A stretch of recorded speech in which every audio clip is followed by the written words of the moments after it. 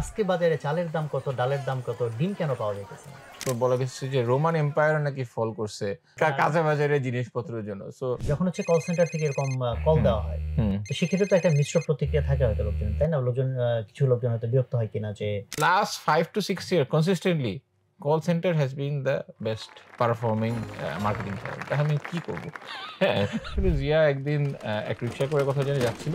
হ্যাঁ, রিক্সাওয়ালা বলতেছে চাল ডালের দাম অনেক বেড়ে গেছে। হ্যাঁ, তো ওইটার থেকে জিয়ার মাথার থেকে নামটা এসেছে। মানে নাম কি? চাল ডাল। Getting the accounting right. হ্যাঁ, হুম, ফাইন্যান্সের ব্যাপারে যে আপনার পায়ে পয়সার হিসাব থাকতে হবে। So hmm, I think that is very important যে আপনার ফাইন্যান্সিয়াল আন্ডারস্ট্যান্ডিং কিংবা ফাইন্যান্সিয়াল প্ল্যানিং যে আমার হুম, কতদিন পর আমার টাকা শেষ হয়ে যাবে। রাইট। আপনি তেলাপোকা এবং এই ইঁদুর কিভাবে কন্ট্রোল করেন? এবং ওকে। তেলাপোকা নিয়ে আসলে আমাদের মানে এসওপি আছে। I am not even kidding. মানে রিয়াল টাইমে ডিসিশন নিতে হবে। সমস্যা ডিসিশন হুম, অফিসের রুমে বসছি। হুম, জুমের মধ্যে ২-৩ টা মিটিং নিয়েছি। হুম, এই যে $10 মিলিয়ন ফান্ডিং চলে আসছে। আচ্ছা। হ্যাঁ? So $10 million is a lot of money. Hmm, hmm, and I used to read a lot. So আপনি বই পড়ে, পড়ে কিন্তু এগুলো অনেক শিখতে পারবেন এবং হুম, এগুলো ক্লু বহুত জায়গায় আছে। রাইট।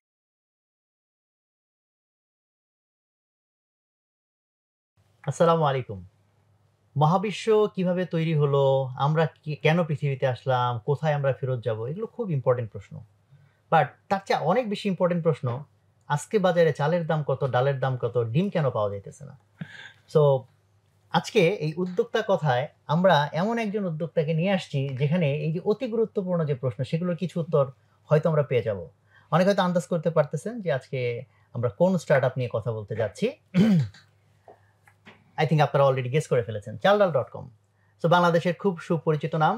সো আজকে আমাদের উদ্যোক্তা কথাতে আপনাদেরকে স্বাগতম জানাচ্ছি। আমাদের সাথে আছেন চালডাল.com এর যে ফাউন্ডার ৩ জন, তাদের একজন ওয়াসিম আলিম ভাই। ওয়াসিম ভাই কেমন আছেন? আলহামদুলিল্লাহ ভালো আছি।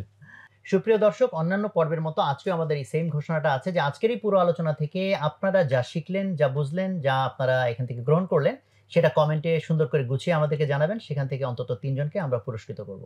সো আমরা ভূমিকা আর বাড়াচ্ছি না, আমরা ডিরেক্ট আলোচনায় চলে যাচ্ছি। ওয়াসিম ভাই, জি, চাল-ডাল তো ২০১৩ সালে প্রতিষ্ঠিত হলো। জি, রকমারি ২০১২-১৩, মানে আমরা জি, প্রায় কাছাকাছি জি, সময়ে জি, এই ই-কমার্স জার্নির মধ্যে ঢুকে গিয়েছি। তো চাল-ডালের গল্পের আগে আপনার একটু পার্সোনাল গল্পটা আমরা জানতে চাই। আমরা যেটা জানি আপনি সিলিকন ভ্যালিতে আপনার একটা ক্যারিয়ার ছিল। জি, আপনার পড়ালেখাও দেশের বাইরে, জি, খুব স্টেবল একটা জায়গা থেকে। জি। ওই ব্যাকগ্রাউন্ডটা যদি একটু বলেন এবং ওখান থেকে চাল-ডাল শুরু কেন আপনি এখানে আসলেন এবং এই স্টার্টআপটা দিলেন? আচ্ছা।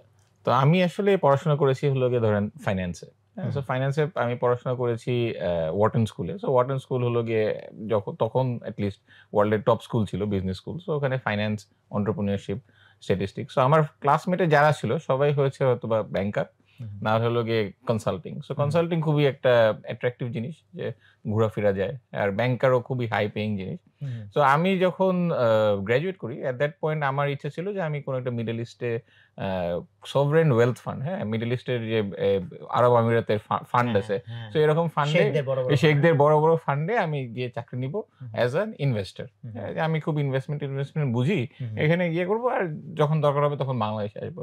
সো ভাগ্যক্রমে যেটা হলো যে 2008 এ তখন হুম, আসলে আমি স্টার্টআপ টেকনোলজি সম্বন্ধে আমার হুম, খুবই কম ক্ষুদ্র জ্ঞান। হ্যাঁ? জাস্ট আইফোনটা লঞ্চ হয়েছে। হ্যাঁ? তখন Nintendo একটা Wii নামে একটা জিনিস ছিল। ওইটা বার হয়েছে। আমি ওই জিনিসই জানতাম। I did not understand যে স্টিভ জবস কে কিংবা কি হুম, করছে কিংবা বিল গেটস হুম, এর হুম, হুম, হুম, ইয়ে কি এগুলো কিছুই আমি বুঝি নাই। সো 2008 এ যখন গ্র্যাজুয়েট করতেছি তখন একটা ফাইন্যান্সিয়াল ক্রাইসিস হলো। ফাইন্যান্সিয়াল ক্রাইসিস এর কারণে বেসিক্যালি আপনার এই মিডল ইস্টের যে স্বপ্ন, এই স্বপ্নটা আমার বলল যে আপাতত স্থগিত। হ্যাঁ? আমি আচ্ছা দেখি যে স্টার্টআপ নিয়ে অনেক শুনি। হ্যাঁ? এখন নিউ ইয়র্কে একটা চাকরি আছে। নিউ ইয়র্কের চাকরিটা মোটামুটি ভালোই চাকরি। কিন্তু আমার মনের মতন চাকরি না। আমি একটা স্টার্টআপের সাথে আরকি লিঙ্ক ছিলাম। তাদের জন্য কিছু আর্টিকেল-টার্টিকেল লিখতাম। হ্যাঁ? তো তাদেরকে হুম, ইমেইল করে বললাম যে, "আমি কি সান ফ্রান্সিসকোতে আসতে পারি? আমি তোমাদের সাথে কয়েকদিন কাজ করতেছি।" আমার প্ল্যান ছিল যে আমি ৬ মাস স্টার্টআপে কাজ করব। তারপরে আমি সভরেন ওয়েলথ ফান্ডে আবার এপ্লাই করব। সো ওই করতে গিয়ে I went into this startup called WikiInvest। So WikiInvest এর আইডিয়া খুব সিম্পল। উইকিপিডিয়াতে যেরকম সব ইনফরমেশন পাওয়া যাবে, WikiInvest এ ইনভেস্টমেন্ট ব্যাপারে রিলেটেড। সব আচ্ছা। ইনফরমেশন পাওয়া যাবে এবং ওটাতে I joined as an editor। তো ওটা গিয়ে দেখি যে ১ম দিন আমার যে ট্রেনিং কিংবা আমার যে ফ্রেন্ডদের ট্রেনিং ধরেন আপনার মানে প্রপার স্যুট-টুট এগুলো পরে ইন্টারভিউ মানে ভেরি পলিশড হুম, হুম, ট্রেনিং, হ্যাঁ? আ আমি ফার্স্ট দিন যেদিন আমি চাকরিতে যাই, আমি অফিসে গেছি। আমাদের এরকমই একটা অফিস। গিয়ে দেখলাম যে কোম্পানির সিইও বসে আছে। হ্যাঁ, বসে আসার পরে বললাম যে, "হ্যাঁ, আমি আসছি।" বলল, "আচ্ছা তুমি আসছো?" তো আমি বললাম, "কই বসবো?" হ্যাঁ, ওর নট কই বসবো। আমি বললাম যে, "আচ্ছা what is my next step?" তো সে পাশে থেকে একটা ড্রিল মেশিন তুললো। ড্রিল মেশিন তুলে আমার হাতে বলল, "আচ্ছা নিচে কয়েকটা টেবিল আছে। তুমি টেবিলটা বানায় যেখানে ইচ্ছা বসে যাও।" আচ্ছা। So that was a culture shock for me. হ্যাঁ, যে আচ্ছা হুম। স্টার্টআপ কি আর আমি কোন ওয়ার্ল্ড এর থেকে আসছি। হ্যাঁ, মানে আমার আমার জিনিস হলো গিয়ে যে আমি ধরেন ইন্টারভিউ দিতে গেলেও হ্যাঁ, হুম। তারা ধরেন একটা যে হোটেলে রাখতো সেই হোটেলও ইস ডিফারেন্ট ক্লাস। আর এখানে এসে আবার নিজের টেবিল বানানো বানানো লাগছে। সো কিছুদিন পরে যেটা বুঝলাম যে এই স্টার্টআপ আসলে ফাইন্যান্সের স্টার্টআপ। কিন্তু ফাইন্যান্সের ব্যাকগ্রাউন্ডে এই স্টার্টআপে কেউ নাই। হ্যাঁ? And it was obvious to me within 2 weeks যে হুম। স্টার্টআপে ইঞ্জিনিয়ার আছে, ভালো ইউনিভার্সিটি থেকে পাস করছে। অ্যামাজনে কাজ করেছে। বাট সবাই খুবই লেড ব্যাক। হুম। তো ফাইন্যান্সের ব্যাকগ্রাউন্ড যেহেতু আমার, তো এই প্রোডাক্টের যত ভিশন তখন আমার কাছে আসা শুরু করলো যে, "আচ্ছা আমরা এটা বানাবো, এটা কিভাবে বানানো যায়? তুমি এনালাইসিস করো।" সো উইদিন 6 to 7 মান্থস আমি হলাম গিয়ে প্রোডাক্ট ডিজাইন, প্রোডাক্ট লিড এর মধ্যে চলে গেছি। যে এইরকম নেক্সট হুম। প্রোডাক্ট এটা হবে, নেক্সট এটা হবে। অ্যান্ড তখন ৬-৭ মাস হয়ে গেছে। ৬-৭ মাস পরে আমার আমেরিকান ভিসাও শেষ। কারণ আমি তো অ্যাকচুয়ালি প্ল্যান করি যে H-1B থাকবো। তখন আমার দেশে কাছে থাকার ইচ্ছা। তো যেটা হলো যে তখন তারা একটা সিঙ্গাপুরে একটা মানে সিঙ্গাপুর গভর্নমেন্ট তাকে একটা গ্র্যান্ট দিবে। হ্যাঁ? যে আমরা সিঙ্গাপুরে একটা অফিস করব। সো আমি তখন তাদেরকে বলি যে, "আচ্ছা তোমরা যখন সিঙ্গাপুরে অফিস করতেছো, I'll go work at Singapore." So সিঙ্গাপুরে আমি মুভ করে গেলাম ইন জানুয়ারি অফ 2009 হ্যাঁ? এবং সিঙ্গাপুরে এসে এটা ৩ জন ৪ জনের অফিস। ৩ জন এবং ওটা বড় অফিসটা সান ফ্রান্সিসকোতে, সিঙ্গাপুরে ছোট অফিস। সো আমার লাইফে যেটা ইন্টারেস্টিং সেটা হলো গিয়ে যে বাই দ্যাট টাইম আমার লাইফের আমি যেই প্রোডাক্ট ডিজাইন করতাম হুম। সেটা ধরেন আমি দিনের মধ্যে ২ ঘন্টা কি ৩ ঘন্টা সময় দিলে আমার সারাদিনের কাজ শেষ হয়ে যেত। এবং আমার বসও খুব ভালো ছিল। তোমার কাজ শেষ হয়ে গেলে শেষ। তোমার আর কিছু করা লাগবে না। সো আমার প্রোডাক্টিভিটি ভালো ইঞ্জিনিয়ারদের কোয়েশ্চেন হলে তখন আসলে এই WhatsApp-টয়াটসঅ্যাপ তো অত ইয়ে ছিল না। কি জানি ছিল মানে হুম। ইমেইলে রিপ্লাই দিতাম শেষ। সো বাই 2000 এন্ড অফ 2009 আমি মোটামুটি আমেরিকান সেলারি ড্র করতেছিলাম। থাকতাম হলো গিয়ে সিঙ্গাপুরে। সিঙ্গাপুরে ট্যাক্স দিতাম। সিঙ্গাপুরের tax is one of the lowest in the world. আর থাকতাম হলো গিয়ে বাংলাদেশে। আরে বড়লোকি অবস্থা। খুবই বড়লোকি অবস্থা। হ্যাঁ, মানে হ্যাঁ, মানে খুবই বড়লোকি অবস্থা। ডলারের টাকা কামায় ডলারের টাকা ট্যাক্সও দেওয়া লাগে না। সে হ্যাঁ, জি। এবং হুম। মানে ওই রিমোট ওয়ার্ক এখন তো অনেকেই বাংলাদেশে হয়তোবা রিমোট ওয়ার্ক করে। সো রিমোট ওয়ার্ক আমাকে আমি রাতের বেলায় বাসার মধ্যে ধরেন রাত্রে ১২টা থেকে ৩টা-৪টা পর্যন্ত অফিস করতাম। ওইটাই হলো গিয়ে সকালে সারাদিন ফ্রি। হ্যাঁ? সো ওরকমভাবে গেল আরকি কয়েক বছর। হ্যাঁ? সো এট ওয়ান পয়েন্ট আমি তখন তখন স্টিভ জবস এর একটা বই বের হইছে। সো স্টিভ জবস এর বইটা পড়লাম। সো আমার একটা পর্যায়ে এসে গেছে যে আমি হুম। ক্রিয়েটিভলি কি অ্যাচিভ করতেছি। হুম। হ্যাঁ? ইটস নট যে আমি কি মানে এক্সপেরিয়েন্স করলাম। হ্যাঁ? যেখানে ইচ্ছা হলো হংকং চলে গেলাম। ইচ্ছা হইলো হুম। মানে যেকোনো জায়গায় যেতে পারতেছি যে গুপি গাইন বাঘাবাইন টাইপের অবস্থা। হ্যাঁ? হুম। তো এট that point I was like না মনের মধ্যে একটা কিরকম জানি একটা মানে আম টান যে কি হুম। করতেছি? What am I doing with hmm. It? মানে what is the right. Long term ইয়ে? সো আমি আমার বসের সাথে কথা বললাম। আমার বস মানে খুবই আ নাইস একজন। তো আমি বললাম যে, "এই হলো গিয়ে অবস্থা।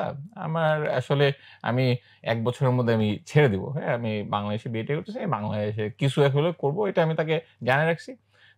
তারপরে শুরু হলো যে কি আইডিয়া নিয়ে কাজ করা যায়। সো ইনিশিয়ালি আমার সাথে জিয়া আমার কো-ফাউন্ডার যে, সো জিয়ার হুম। সাথে ডিসকাশন করছিলাম।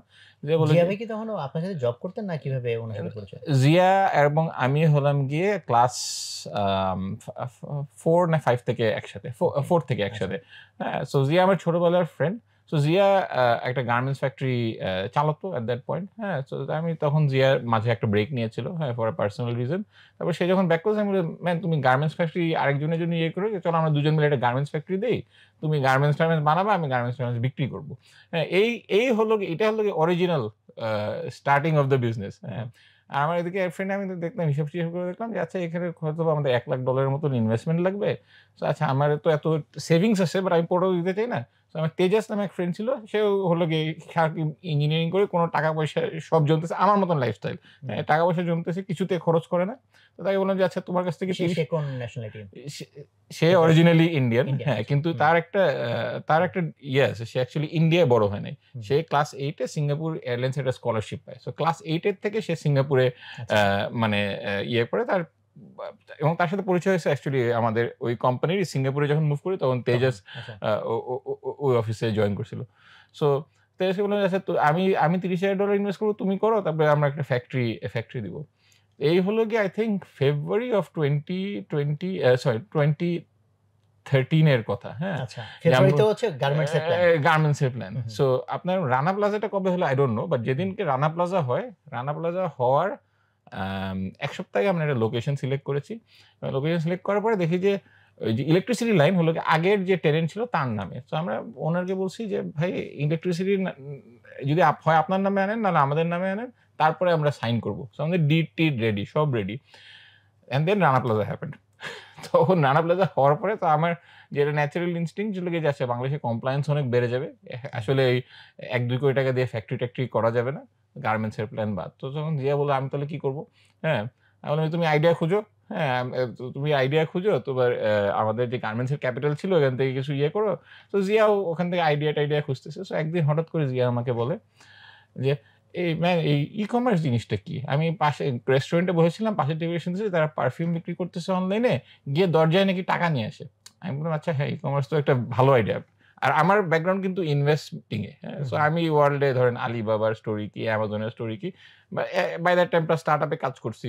সো আমার বাংলাদেশেও তো ই কমার্স আসলে সম্ভব, হ্যাঁ। So that is the beginning of Chaldal. So চালডালের নাম কোথা থেকে আসলো, আসলে নামটা আগে আসছে নাকি বিজনেস স্ট্র্যাটেজি আগে আসছে I don't know. I think business স্ট্র্যাটেজিটা আগে আসছে, বাট নামটা আসছে আসলে জিয়া একদিন এক রিক্সা করে কথা জেনে যাচ্ছিল, হ্যাঁ, রিক্সাওয়ালা বলতেছে চাল ডালের দাম অনেক বেড়ে গেছে, হ্যাঁ। তো ওইটার থেকে জিয়ার মাথার থেকে নামটা ছিল, মানে নাম কি চাল ডাল। আমি ওদিকে তেজাসকে বললাম এই চাল ডাল তাড়াতাড়ি রেজিস্টার করো। So I think April of 2013 আমরা আমাদের ওয়েবসাইটটাকে রেজিস্টার করি। রেজিস্টার করার পরে আমি মোটামুটি আচ্ছা দেখি এখন এটাকে কত দূর নেওয়া যায়। সো আমি মে মাসে আমি ঢাকায় চলে এসেছি। আমি বলেছি আমি 6 মাসে আসবো। আমি ঢাকা থেকে তো আমি কাজ করতে পারি, আমার তো কোনো অসুবিধা নেই। সো এসে আমরা ছবি তোলা শুরু করলাম, একটা ওয়েবসাইট করি। বাট আপনারা যে টার্গেট নিলেন যে চাল ডাল, তো নামটা আসলো ওখান থেকে, বাট এই যে গ্রোসারি দিয়ে যে আপনারা শুরু করলেন, সেটা কি থটফুল ডিসিশন ছিল না? It's a very thoughtful decision. হ্যাঁ, এই থটফুল ডিসিশনটা কি, কারণ আমরা ই কমার্স যদি করতে চাই, ই কমার্সের মধ্যে আমরা দেখলাম যে ইন্ডিয়াতে by that time Snapdeal and Flipkart is really huge. So Flipkart এবং স্ন্যাপডিলের পিছনে দেখি যে billion dollar investment. So billion dollar টাকা কই পাবো, এবং সো আমি বললাম বিলিয়ন ডলার টাকা তো পাওয়া যাবে না। সো বিলিয়ন ডলার কেন লাগে? মেইনলি লাগে হলো গিয়ে এই ফোন টোন এগুলাতে মানুষজন ডিসকাউন্ট দেয়। 10,000 টাকার ফোন 9,000 টাকায় বিক্রি করতেছে, ইউনিটি লস করতেছে এবং অত্যাধিক কম্পিটিশন। সো আমি বললাম যে লস টস করা যাবে না, এবং লস এটা কোনো কাস্টমার লয়্যালটি নাই।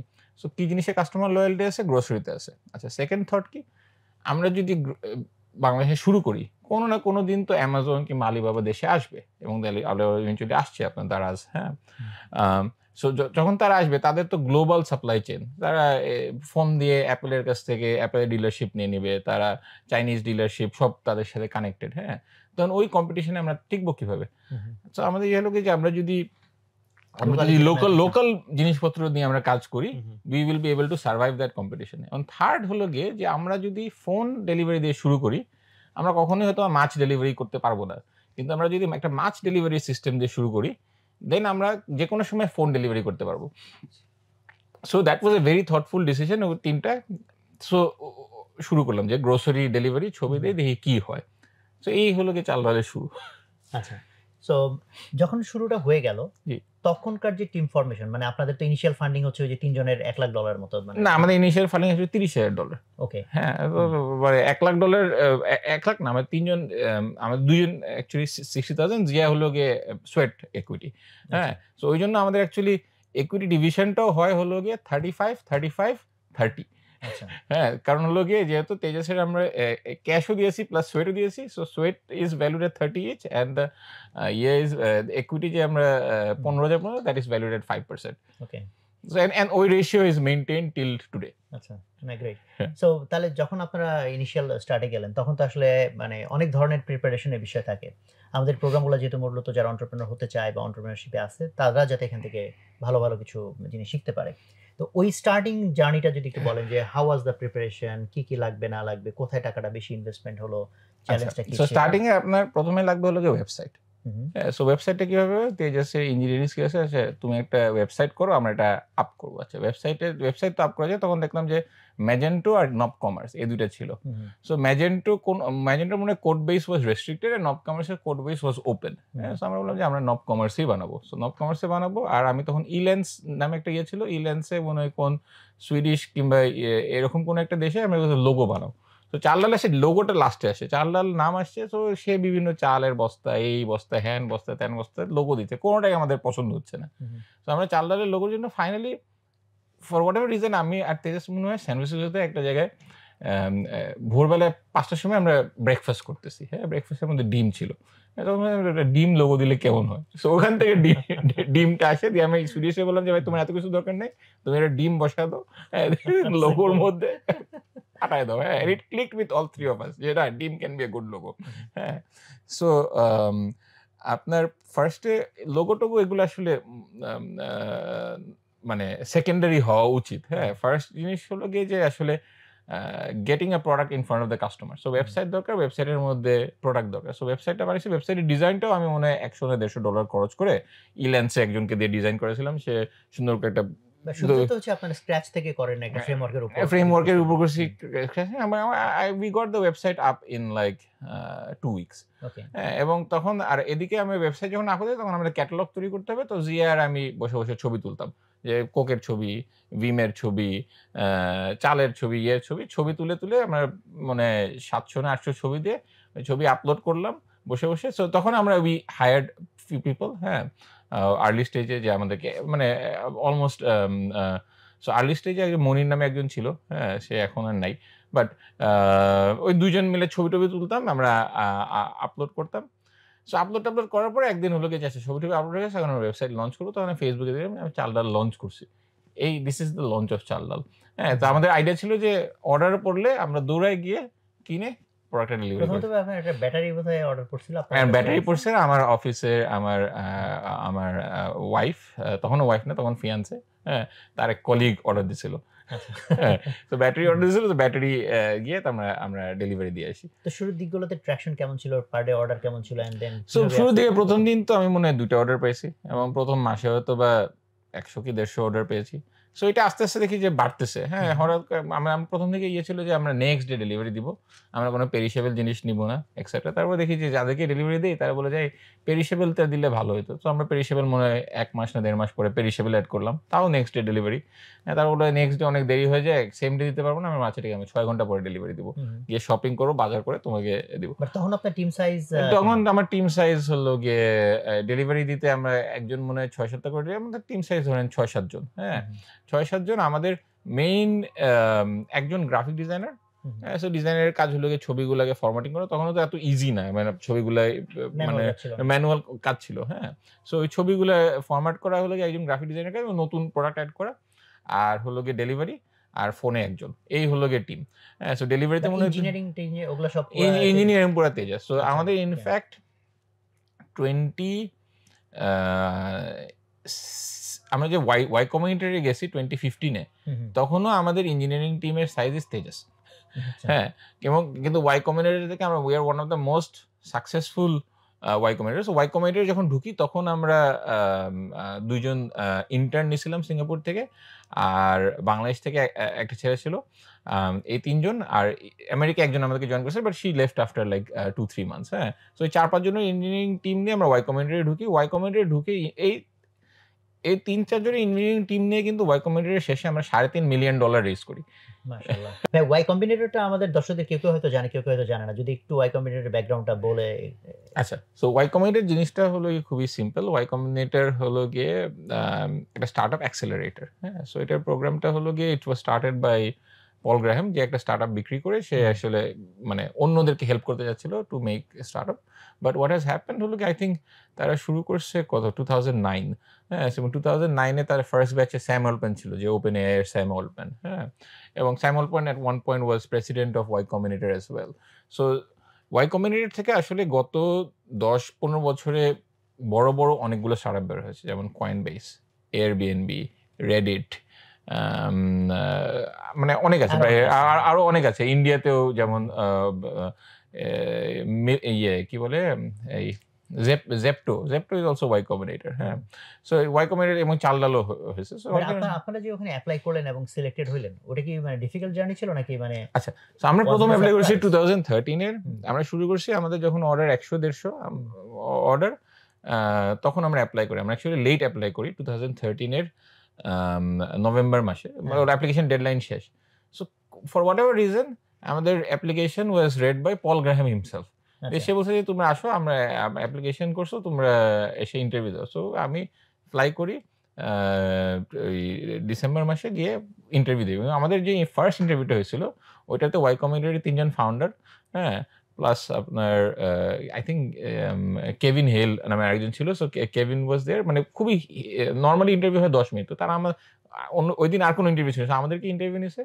ইন্টারভিউ আমিও তেজাস ছিলাম। তো আমরা আসলে কিছুই জানি না। আমাদের ওখানে জিমেল এর যে কোড লিখছে পল বুহাইট, হি ওয়াজ দেয়ার, হ্যাঁ, সামনে বসে আছে, পল গ্রাহাম ইজ দেয়ার। আমরা আমাদের মতন বাংলাদেশে এই ডেলিভারি করতেছি। তো সে তারপরে সেদিনকে রাত্রে ইমেল আসলো যে দেখো, we think কি we see the opportunity but we are not yet sure যে you are the right team, হ্যাঁ, and right now it seems like you should be in Bangladesh. তো আমার রিজেকশন যখন খেয়েছি তখন আমি তো Y Combinator was my only plan যে ভাই আমি ওয়াই কমিউনিটার ঢুকবো। তারপরে 2013 এর ডিসেম্বরে ওয়াই কমিউনিটারে ঢুকবো, তারপরে গিয়ে আমি কোম্পানি বিল্ড করা শুরু করবো। তখন আচ্ছা ওয়াই কমিউনিটারে ঢুকতে পারি নাই। And I was in depression যে এখন নেক্সট স্টেজ কি, যে আমি আসলে কোম্পানিটাকে নেক্সট স্টেজে যাওয়ার জন্য আমার হয়তো বা 1 থেকে 2 কোটি টাকা ইনভেস্টমেন্ট লাগবে, বাংলাদেশে এটা পাওয়া যাবে না, এটা আমি কোথা থেকে পাবো। সো আমি ওখানে বসে তখন আমি আমেরিকায় কোম্পানিটাকে ইনকর্পোরেট করি। আমি ওয়াই কমিউনিটারে ঢুকলে আমি কি করতাম, I was following that step. তারপরে জানুয়ারি মাসে আমি বলতে গেলে মানে আসলে ফান্ড রেজিং জিনিসটা এটা নিয়েও আমি টাচ করতে চাই যে ফান্ড রেজিং কেন দরকার, এটা প্রফিটেবল ব্যবসা করলেই তো হয়, হ্যাঁ।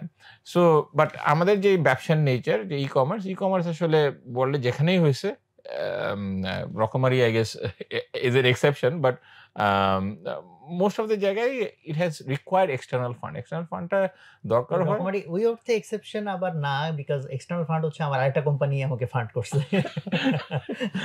হ্যাঁ, সেটা আমরা প্রফিটেবল এবং ফান্ড রেজিং এর কারণ হলো গিয়ে আসলে নিজে সেভিংস করতে করতে যেই সময়টা লাগবে সেই সময়টাতে তো অপরচুনিটি নাও থাকতে পারে, হ্যাঁ। সো এখন what is the way to short circuit that, যে আমি এখন অন্যদের কাছ থেকে যারা ইয়ে করছে তাদেরকে বললাম যে এই হলো অপরচুনিটি এখানে।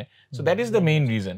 এবং জিনিসটা হলো গিয়ে যে একটা মানুষ কিন্তু একা একা হয়তো বা একটা পুরা বিল্ডিং বানায় ফেলবে না, হ্যাঁ, কিংবা মানে ওই পরিমাণ আসলে এফোর্ট অ্যাকচুয়ালি ইটস এ কোলাবোরেশনের ব্যাপার। সো ফান্ডিংটা আসলে দরকার হলো কি অন্যদের সাপোর্টটাকে আসলে ফান্ডিং হিসেবে ধরে যে আমরা এই জিনিস নিয়ে কাজ করতেছি, আমাদেরকে এখন সাপোর্ট করো।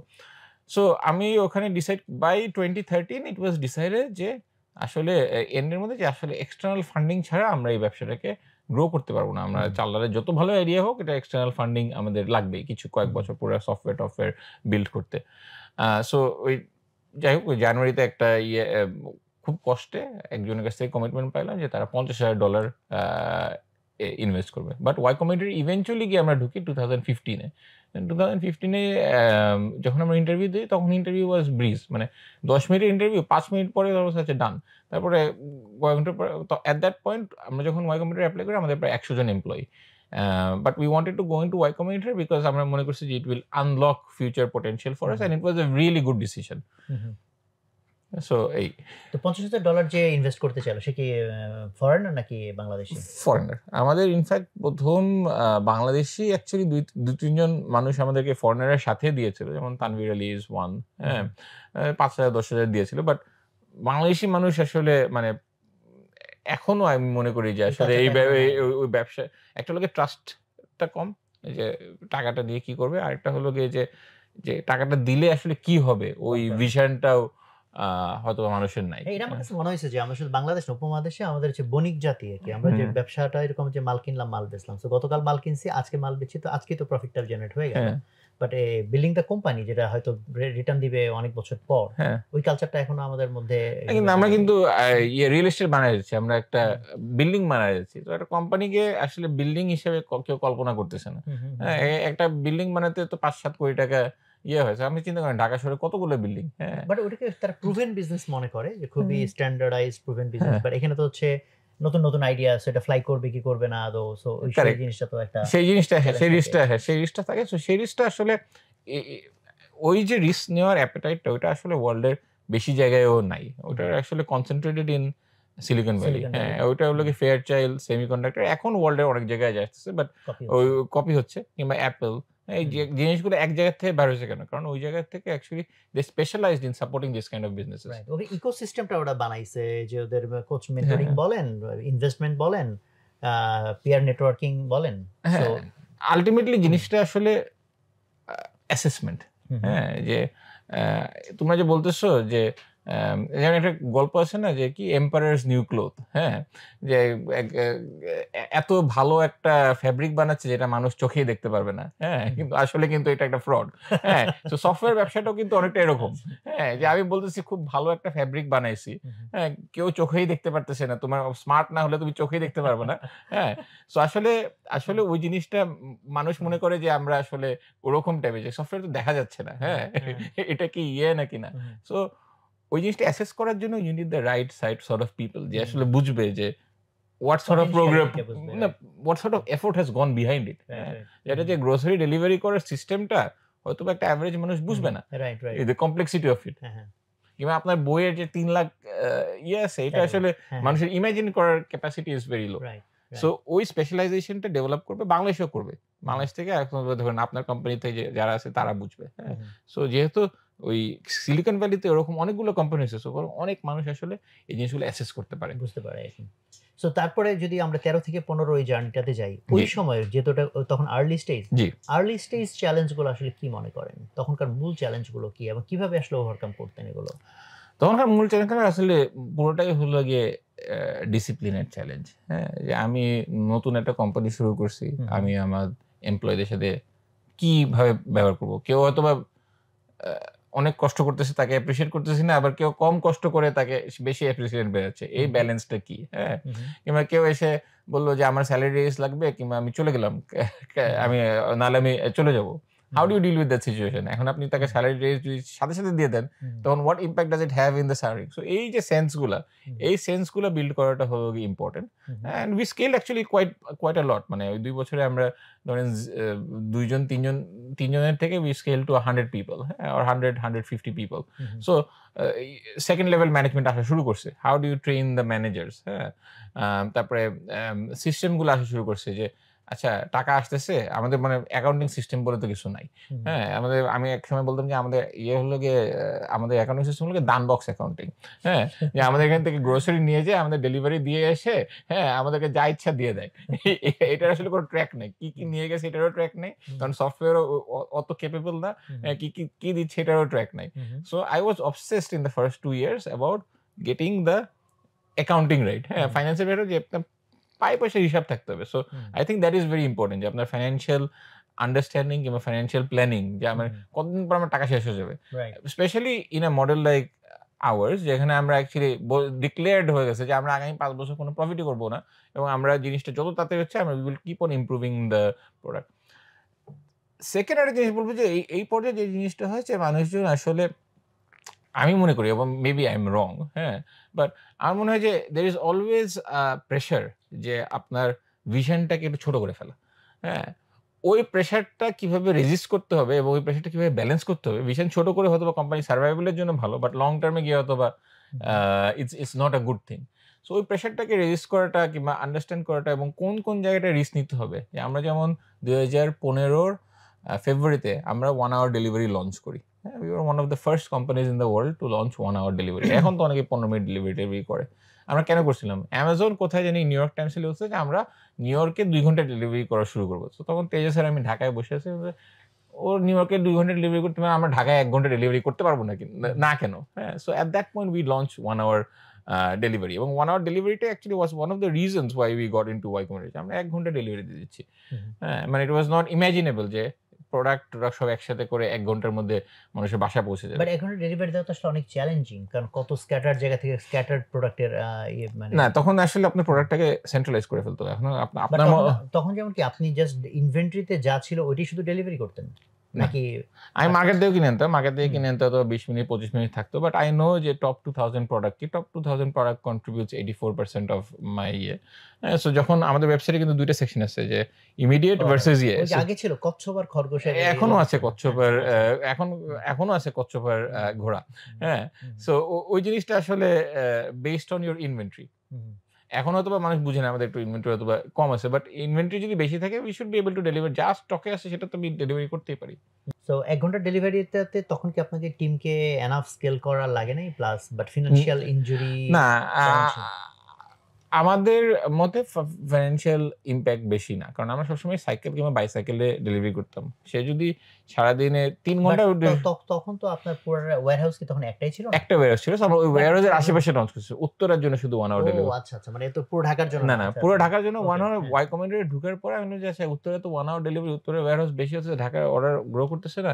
সেকেন্ড ওয়্যারহাউস আমরা শুরু করি ওয়াই কমেন্টে থাকতে। ওকে, হ্যাঁ। তারপরে আমরা মনে হয় 2018-তে মনে হয় 6টা ওয়্যারহাউস ছিল। সো তারপরে স্কেল করে আইএফসি আসার পর আমরা এখন 18টা ওয়্যারহাউসে যাব, আমরা সবকটা থেকে 1 আওয়ার ডেলিভারি করব। আচ্ছা আচ্ছা। ইনফ্যাক্ট আমরা এট ওয়ান পয়েন্ট আমরা অনেকে বলতাম যে যাত্রাবাড়িতে আপনার ডেলিভারি দেন না, টু ফার। সো মানে পুরো ঢাকা শহরও আমরা অ্যাকচুয়ালি 2018 পর্যন্ত আমরা পুরো ঢাকা শহরে ডেলিভারি দিতাম না। ওকে, তো আমি এখন যে প্রশ্নটা করতে চাই সেটা হলো যে একটা স্টার্টআপ মুড যখন থাকে তখন তো বললেন ওই যে নিজে টেবিলটা বানায় এনে বসে যাও। স্টার্টিং ফ্রম দ্যাট, যখন কোনো প্রসেস নাই, সিস্টেম নাই, কিছুই নাই, সামহাউ কিছু মানে survival, starting from that to আপনি যখন 100 জন 200 জন 300 জনের টিম বানাচ্ছেন, তখন some sort of management should be there, যেটা আপনি বললেন অলরেডি। চ্যালেঞ্জ হচ্ছে কেউ এসে বলতেছে চাকরি ছেড়ে দেবে, বেতন বাড়ায় দাও, ইত্যাদি ইত্যাদি ইত্যাদি। সো এই যে ট্রানজিশনাল জায়গাটা, তো তখন যেভাবে আগে চলছে সেইভাবে কিন্তু পরে চলতেছে না। এই যে গিয়ার শিফট, এই শিফটটা কতটুকু কনসিয়াস ছিল, বা এটা কি আপনাকে মানে জাস্ট আপনি কমন সেন্স দিয়ে নেভিগেট করে ফেলছেন, নাকি আপনাকে লার্ন করতে হয়েছে how to manage, how to? না, আমি তো দেখেন আমার এডুকেশন কিন্তু ইজ ইন বিজনেস। হ্যাঁ, ওয়ার্ল্ডের best business group, so I know how to shift the gear. In fact আমি 1 লাখ মানুষের অর্গানাইজেশন চালানো হয়তো বা আগে I had ideas of it then ছোট অর্গানাইজেশন। হ্যাঁ, and I used to read a lot. So আপনি বই পড়ে কিন্তু এগুলো অনেক শিখতে পারবেন, এবং এগুলো ক্লু বহুত জায়গায় আছে। গিয়ার শিফটের ক্লু কি, কি ম্যানেজমেন্টের ক্লু কি। হ্যাঁ, মানে তাহলে এটা কিন্তু বলা যায় জাস্ট কমন সেন্স থেকে হয়ে গেছে তা না, মানে you have to seriously put effort on the study. Problem face করতেছেন, ইউ হ্যাভ টু অনেক সাথে কথাও বলতে হতে পারে যে এটা কি করবো, ইয়ে করবো। কমন সেন্স থেকে এটা আসলে 4টা অপশন আছে, কিভাবে বুঝবো যে কোনটা correct option? There is no way for me to know, সুযোগ নাই না। ওকে, সো ধরেন 15তে যখন এসে আপনি ওয়াই কম্পিউটার থেকে আপনার যখন ফান্ডটা রেজ করলেন প্রায় কত $3.5 মিলিয়ন, সো সেটা তো একটা sizeable amount of money. So তারপরের যে এক্সপ্যানশন, ওখানে আপনাদের মানে ম্যাজিকটা কি ছিল? কারণ 1 আওয়ার ডেলিভারি তো আপনারা আগেই ডিক্লেয়ার করেছেন। সো নেক্সট ফেজ অফ গ্রোথটা আসলে ফুয়েল হয়েছে। Next phase of growth was very simple. Next phase was system যা আছে সিস্টেমটাকেই জাস্ট স্কেল করো। এন্ড ইনফ্যাক্ট 2015 থেকে 17 পর্যন্ত উই হ্যাড ফেনোমেনাল গ্রোথ, মানে ভেরি গুড, মানে বাই গ্লোবাল স্ট্যান্ডার্ড।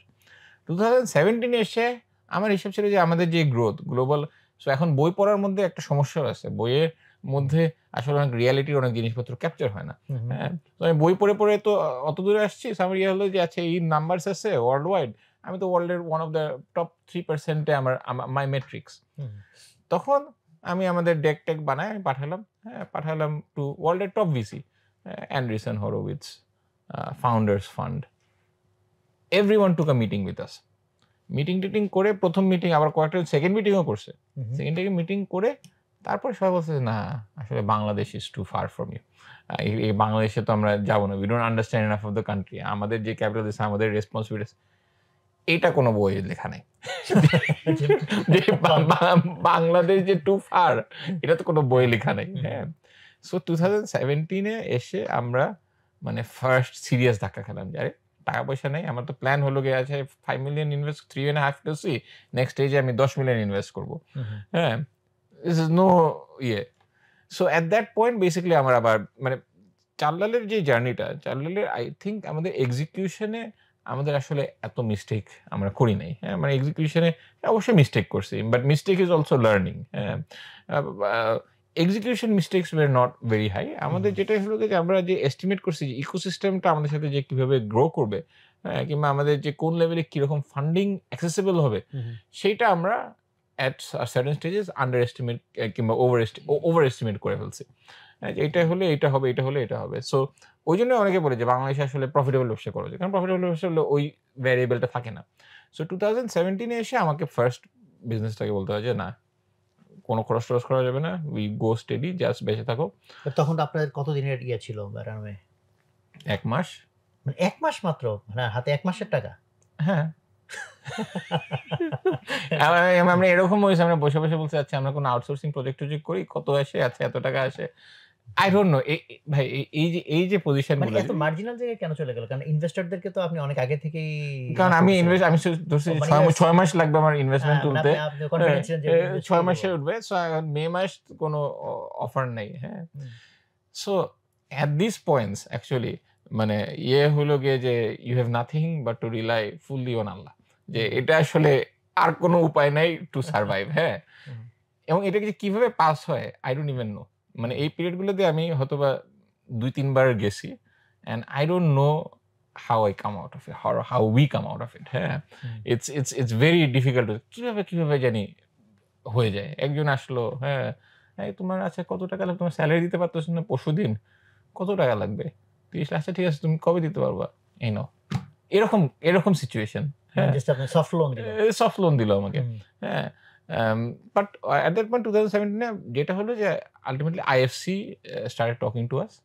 তো আইএফসির মধ্যে এটাও কিন্তু লাক। আসলে মানুষজন যে বলে যে ফান্ড রেজিং এর স্ট্র্যাটেজি আছে, আসলে এটা আমি মনে করি এটা কোনো স্ট্র্যাটেজি নেই। ঠিক আছে, আইএফসিতে এক ভদ্রমহিলা আছে, শি ফর মানে আপনি বড় কোম্পানিতে কাজ করছেন, আপনার কি ঠেকা পড়ছে যে বাংলাদেশে এসে ইনভেস্ট করার? So you have to have the right person at that spot, যে বলে না আমরা এটা একটা এফোর্ট নিলাম। হ্যাঁ, সো আইএফসির প্রসেস মানে আমাদেরকে প্রায় 10 মাসের প্রসেস। হ্যাঁ, 10 মাসের প্রসেস। তো সামহাউ উই সার্ভাইভ। এবং আমাদের মানে এট দ্যাট পয়েন্ট আমার কমপ্লায়েন্স চালটালে বলে মানে উই হ্যাভ রেপুটেশন যে আমাদের কমপ্লায়েন্স আমাদের খুব হাই। সো এটার one of the main reason হলো যে ওই 2017 আইএফসি যখন প্রেশার দিছে, তখন বেসিক্যালি আমি 6 মাস শুধু আমি কমপ্লায়েন্সই করছি। আমি আমাদের অফিসের মধ্যে একটা রুম নিয়েছিলাম, পাশে বাথরুম, গিজার লাগাই ফেলছিলাম। আমি অফিস থেকে বার হই নাই বলতে গেলে 2-3 মাস, জাস্ট অফিসেই ছিলাম। অফিসেই খাইতাম, বিয়ে করতাম।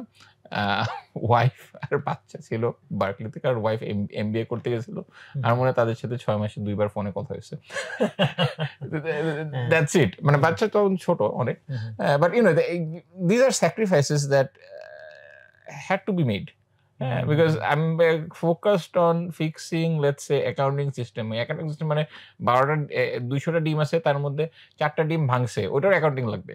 হ্যাঁ, so that is the sacrifice that you have had to make. এবং we have all gone through sacrifices. মানে এরকম হয়েছে যে মানে মানুষের লাইফ তো আর থেমে থাকে না। কারোর প্যারেন্টস সিক হবে, কারোর প্যারেন্টস হবে, কারোর বাচ্চা হবে।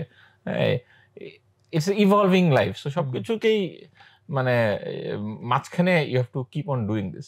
বাট 17তে যখন হচ্ছে যে ফান্ড ক্রাঞ্চ হয়ে গেল, তখন কি আপনার ছাঁটাই করতে হয়েছিল নাকি না? 17তে আমার সেরকম ছাঁটাই করতে হয়নি, বাট আমি স্যালারি মনে হয় কমাইছিলাম। হ্যাঁ, আমি সবাইকে বলছিলাম দেখো 2-3 মাস স্যালারি না দিতে, তো 17তে আমার স্যালারি আমি কনসিস্টেন্টলি আমরা দিতে পারছি। We did not miss the salary deadline. কিভাবে জানি হয়ে গেছে। 17তে মে মাস না জুন মাসে যখন আমাদের ফান্ড ক্রাঞ্চ চলতেছে, at that point IFC had indicated যে আমরা ইন্টারেস্টেড। হ্যাঁ, সো ইন্ডিকেটর যখন একটা হোপ চলে আসছে, হোপ কিন্তু খুব বড় জিনিস। ইয়ের মতন, ওই কি বলে ওই ফ্রগের মতন, যে হোপ থাকলে আসলে বেশি ঘুরে। এটা স্ট্যাটিস্টিক্যাল স্টাডি আছে যে যখন হোপ থাকে পিপল পুট মোর এফর্ট। তা তো বটেই। তারপরে ওই তারও তো আপনারা আইএফসি টাকা পেলেন কি আরো 10 মাস পরে নাকি?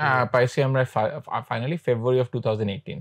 ওকে, সো 7-8 মাস। তো 7-8 মাস এগেইন আই ডোন্ট নো কিভাবে চলছে। আমি আসলে জানি না। আচ্ছা, ধরেন যে মানে ওই মানে জানেন না, স্টিল আপনি চালাই গেছেন, তো বলা যায় যে একটা হোপ যে আইএফসি যেহেতু বলছে টাকা দিবে, তো যদি এই হোপটা না থাকতো তাহলে কি মনে করেন যে চালাই যেতে পারতেন? আই ডোন্ট নো ভাই। আমি এটা আসলে আমার বলার পক্ষে না। আমার যেটা মনের মধ্যে আছে যে আমি তো কোনো হারাম কিছু করতেছি না, তাহলে এটা কেন ফেল করবে? আচ্ছা, না হতে পারে হালাল কিছু ফেল করতেই পারে, করতে পারে, বাট এটা মানে এটা আল্লাহর হ্যাঁ একটা টেস্ট হইতেও পারে, হ্যাঁ হইতে পারে, আল্লাহর প্ল্যানিং তো আসলে আমরা কেউই বুঝি না। রাইট। তো এখন আইএফসি তে যখন আপনি মানে ইনভেস্টমেন্টটা পেয়ে গেলেন 18 তে, হ্যাঁ তারপরে তো কি আপনি আবার সুপার তারপরে গ্রো করতেছি, আইএফসি গ্রো করতেছি, আইএফসি গ্রো করতেছি। ওই সময়ের চ্যালেঞ্জটা কি? ওই সময় তো আপনার হাতে এনাফ ফান্ড আছে, কোনো চ্যালেঞ্জ ছিল নাকি জাস্ট ওই সময় চ্যালেঞ্জটা আসলে মেইনলি ফেস করছি যে আইএফসির একটা কন্ডিশন ছিল যে আমরা বাংলাদেশি ইনভেস্টরকে অনবোর্ড করতে হবে। সো আইএফসি যখন ইনভেস্ট করছে তখন আইডিএলসি বলছে, আইডিএলসি কিন্তু আমাদের লোন দেয় না, আমাদেরকে ইকুইটি দিবে। তো এটাও কিন্তু আসলে খুবই কি বলবো ওই যে আজগুবি টাইপের ব্যাপার। ওখানে আরিফ ভাইয়ের মতন একজন মানুষ ছিল যে আসলে এসিসি থেকে লিখে আসছে, ওরকম মানুষ আইডিএলসিতে ছিল, IDLC IFC invest. So it's about the people. So Arif ভাই তখন, আরিফ ভাই এন্ড জাভেদ ভাই তারা বললো না আমরা এটাকে করবো আইডিএলসির মতন একটা ইনস্টিটিউশন, যেটা এটা আমরা দাঁড়া করাবো, যেভাবে হোক আমরা আইডিএলসির থেকে ইনভেস্ট করবো এবং এটা যত রেগুলেশন লাগে we will go through it. So ওই 2018 আমার মেইন চ্যালেঞ্জ ছিল হলো যে আইডিএলসির এগ্রিমেন্টটাকে রেডি করা। এইটা যে কি কমপ্লিকেটেড একটা জিনিস এটা, এবং এই এগ্রিমেন্টের উপরে কিন্তু এখন অনেক স্টার্ট আপ ফান্ডেড। হ্যাঁ এখানে এমএসিআর যারা স্টার্ট আপ করেছে, এমএসিআর নামে একটা শব্দ আছে বাংলাদেশে, ওইটা আসছে ওই এগ্রিমেন্টের থেকে। এবং ওইটার জন্য মানে we had some of the best lawyers involve, এবং খুবই মানে নেগোসিয়েশন। ওখানে আসলে আমি ল শিখছি ওই 1 বছর, আমি ল, আমার এডুকেশন অন ল, যে কিভাবে কন্ট্রাক্ট নেগোসিয়েশন হতে হবে, এইটা হলে কি হবে, ওইটা হলে কি হবে, এইটা হলে ওই কন্ট্রাক্টটা আমার ওয়াজ দ্য মেইন চ্যালেঞ্জ। চাল ডাল ওয়াজ গ্রোয়িং। 2019 এসে যে চ্যালেঞ্জটা হলো, 2019 আসলে চ্যালেঞ্জ হলো যে বাংলাদেশের একটা নতুন ইনভেস্টরকে আমরা অনবোর্ড করতে যাচ্ছি, হ্যাঁ, যে ইজ নট আইডিএলসি, যে প্রাইভেট ইন্ডিভিজুয়াল। সো তাকে কমফোর্ট দেওয়াটা ওয়াজ দ্য চ্যালেঞ্জ। হ্যাঁ আমি এক্সপেক্ট করছিলাম, তারা বলছিল যে আমাকে জুলাই মাসে টাকা দেবে, ওখানেও গিয়ে দেখা গেল যে জুলাই এরটা হয়ে গেল ডিসেম্বর। হ্যাঁ বিকজ তাদের ডিউ ডিলিজেন্স কমফোর্ট পেতে ওই সময় লাগছে। তো ওখানেও 3-4 মাস আবার আমার ওই টাইট অবস্থা। সো সো এই যে এই আননোনটা আসলে বাজেট করলেও হয় না। যেমন আমি বাজেট করে রাখছি ধরেন 1 বছর, একটা জিনিস 3 বছর চলতেই পারে। How do you go through this? তো এই জায়গাটাতে আমি আরেকটা জায়গা একটু টাচ করতে চাই, সেটা হচ্ছে যে ব্র্যান্ডিং মার্কেটিং। এটা তো একটা খুব ইম্পর্টেন্ট জায়গা। তো এই জায়গাটাতে যে জিনিসগুলো মোটামুটি আসছে, এর মধ্যে এই অংশটা এখনো আমাদের টাচ হয় নাই। ওই জায়গাটাতে আপনাদের স্ট্র্যাটেজি কেমন ছিল, কেমন রকম বাজেট আপনারা স্পেন্ড করছেন, তারপরে পার ডলার আপনার মানে এক্সপেক্টেড কেমন ছিল, রেভিনিউ টার্গেট, ওই জায়গাটা কি একটু টাচ করবেন কিনা? আচ্ছা, সো আমরা I think we were probably one of the first people in the country to use Google AdWords. হ্যাঁ মানে 2013 আমরা ইউজ করছি।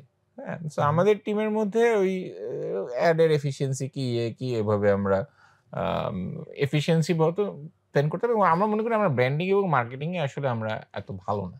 হ্যাঁ সো আমরা মেকানিক্যাল, যে 3-4টা ফেসবুক পোস্ট যেতে হবে, গুগল অ্যাডওয়ার্ডে অ্যাডগুলো রাখবা, হ্যাঁ, আর টেলিসেলস ওয়াজ আই থিং, যে একটা রেফারেল কিভাবে আসে না কিনা। এখন পর্যন্ত আপনার টেলিসেলস খুব বিখ্যাত, লোকজন ফোন টোন দেয়। হ্যাঁ লোকজন, আমাদের telesales is the most effective of all marketing. So telesales আমরা শুরু করছিলাম খুব সম্ভবত 2018 শুরু করছি আমরা। আচ্ছা, এই যে টেলিসেলসে ফোন দিলে তো দেখি অর্ডার আসতেছে।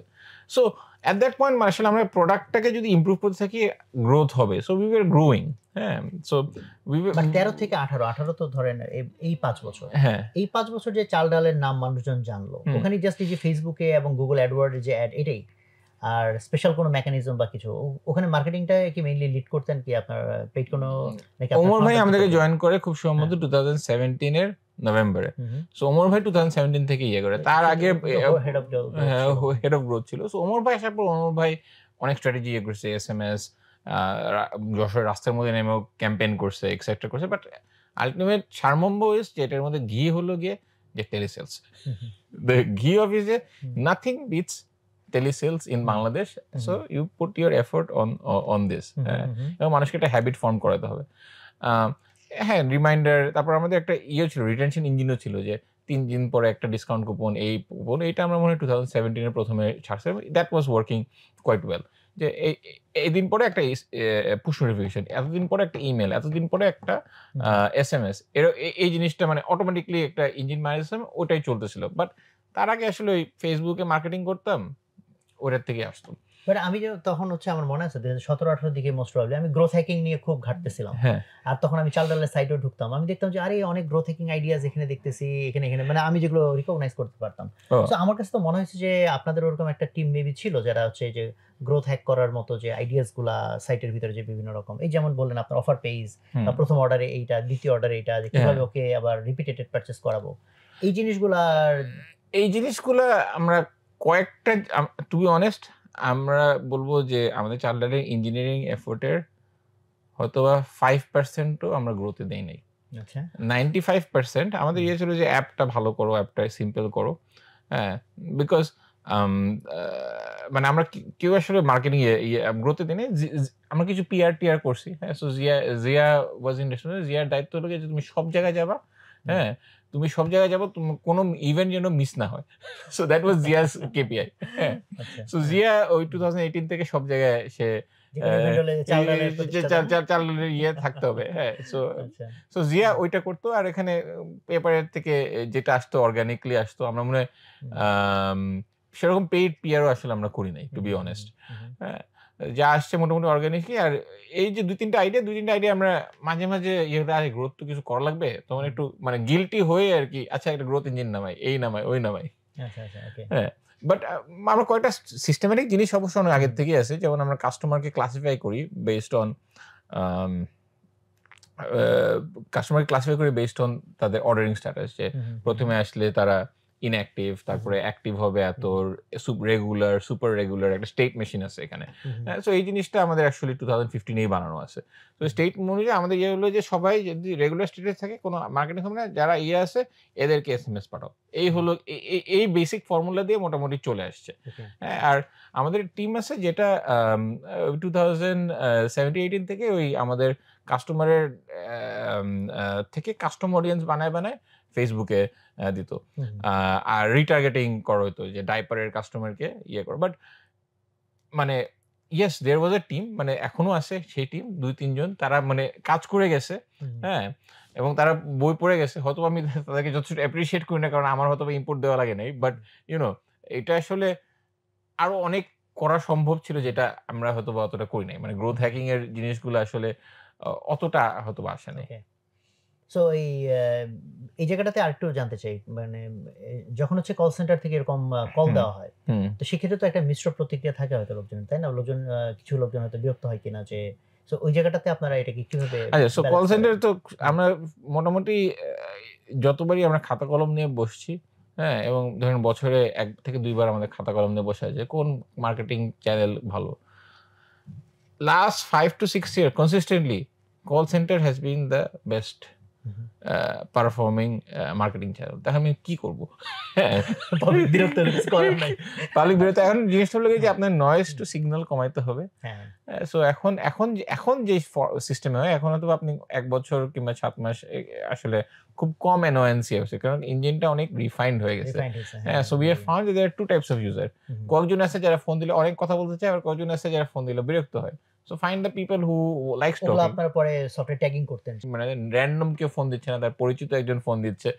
সো ওইটাকে এখন অনেক রিফাইন করা হচ্ছে, which is now our premium care program, এবং ওইটার থেকে কিন্তু অ্যাকচুয়ালি আমাদের একটা সিগনিফিকেন্ট চাঙ্ক সাপোর্ট আসে। এবং ইটস নট যে আপনি কল সেন্টারে অর্ডার দেন, হয়তো এরকম হতে পারে যে আপনি হোয়াটসঅ্যাপে মেসেজ দিচ্ছেন, কিংবা আপনি কি বলে ফোনে অর্ডার দিচ্ছেন, কিন্তু আপনার কোনো প্রবলেম হলো, you let your dedicated customer relationship manager know, সে তখন ওইটাকে টেক আপ করে। আমরা এখন মানে র্যান্ডম কল কিন্তু খুব কমই দেই সিগনিফিকেন্টলি। ওটা মানুষজন স্কেজুল করে, আমরা তখন কল দেই, এবং এটাকে স্কেল করার অ্যাকচুয়ালি অনেক অপরচুনিটি আছে। আমরা এইভাবেই খুব সিস্টেমেটিকলি কিন্তু জিনিসটাকে স্কেল করতে পারি। So we have to identify. So call center থেকে শুরু হয়েছে, এখানে noise to signal ratio is what matters. So এবং that is true for any marketing, যে আমি 1 লাখ SMS পাঠাইলাম, কতগুলো অর্ডার আসলো।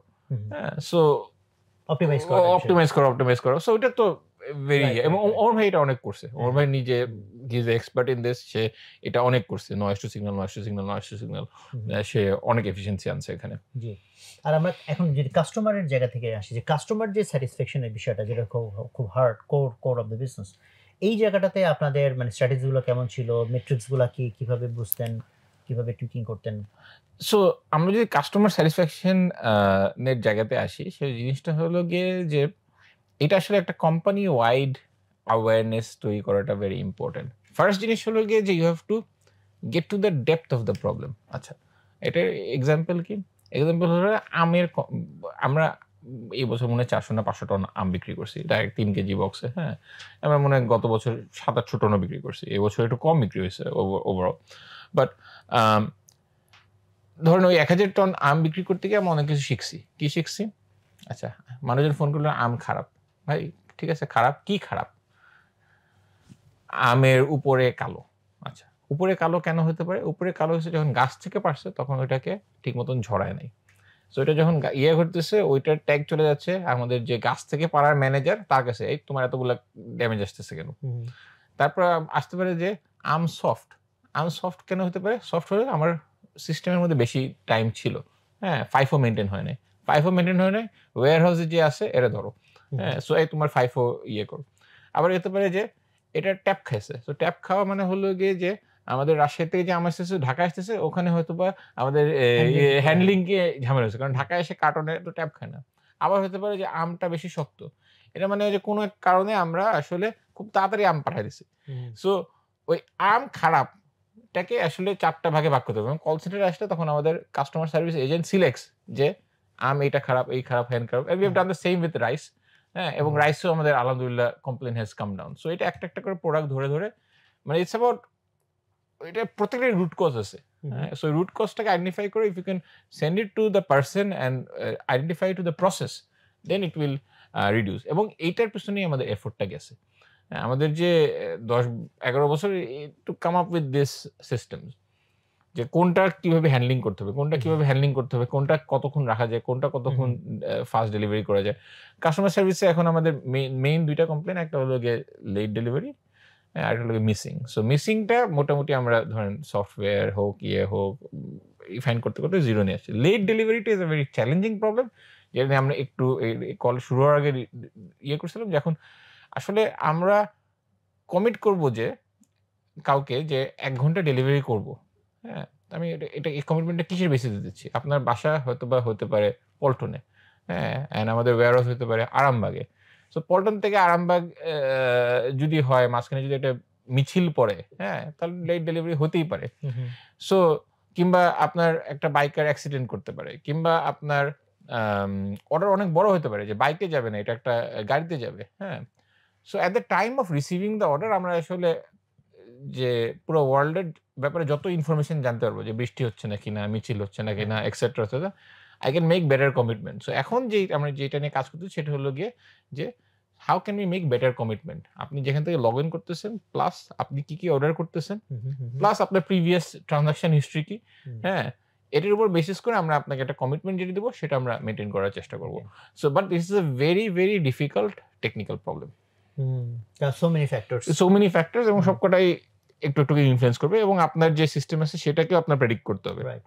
সো আমি 2018-তে যেহেতু আমরা আলোচনাটা ওই পর্যন্ত গেছে, 18 বা 19, তখন আপনাদের টোটাল এমপ্লয়ি কত সংখ্যা রাফলি? 2000 করোনা শুরুতে আমাদের এমপ্লয়ি ছিল হলো গিয়ে করোনার সময় 2020-এর মার্চ। 2020-এর মার্চ, হ্যাঁ, 2020-এর মার্চে আমাদের এমপ্লয়ি ছিল 900। ওকে, এটা আমি খুব ভালোভাবে জানি, কারণ যেদিনকে করোনা শুরু হয়েছে সেদিনকে আমার এমপ্লয়ি আসে 300 জন, 600 জন আসে নাই।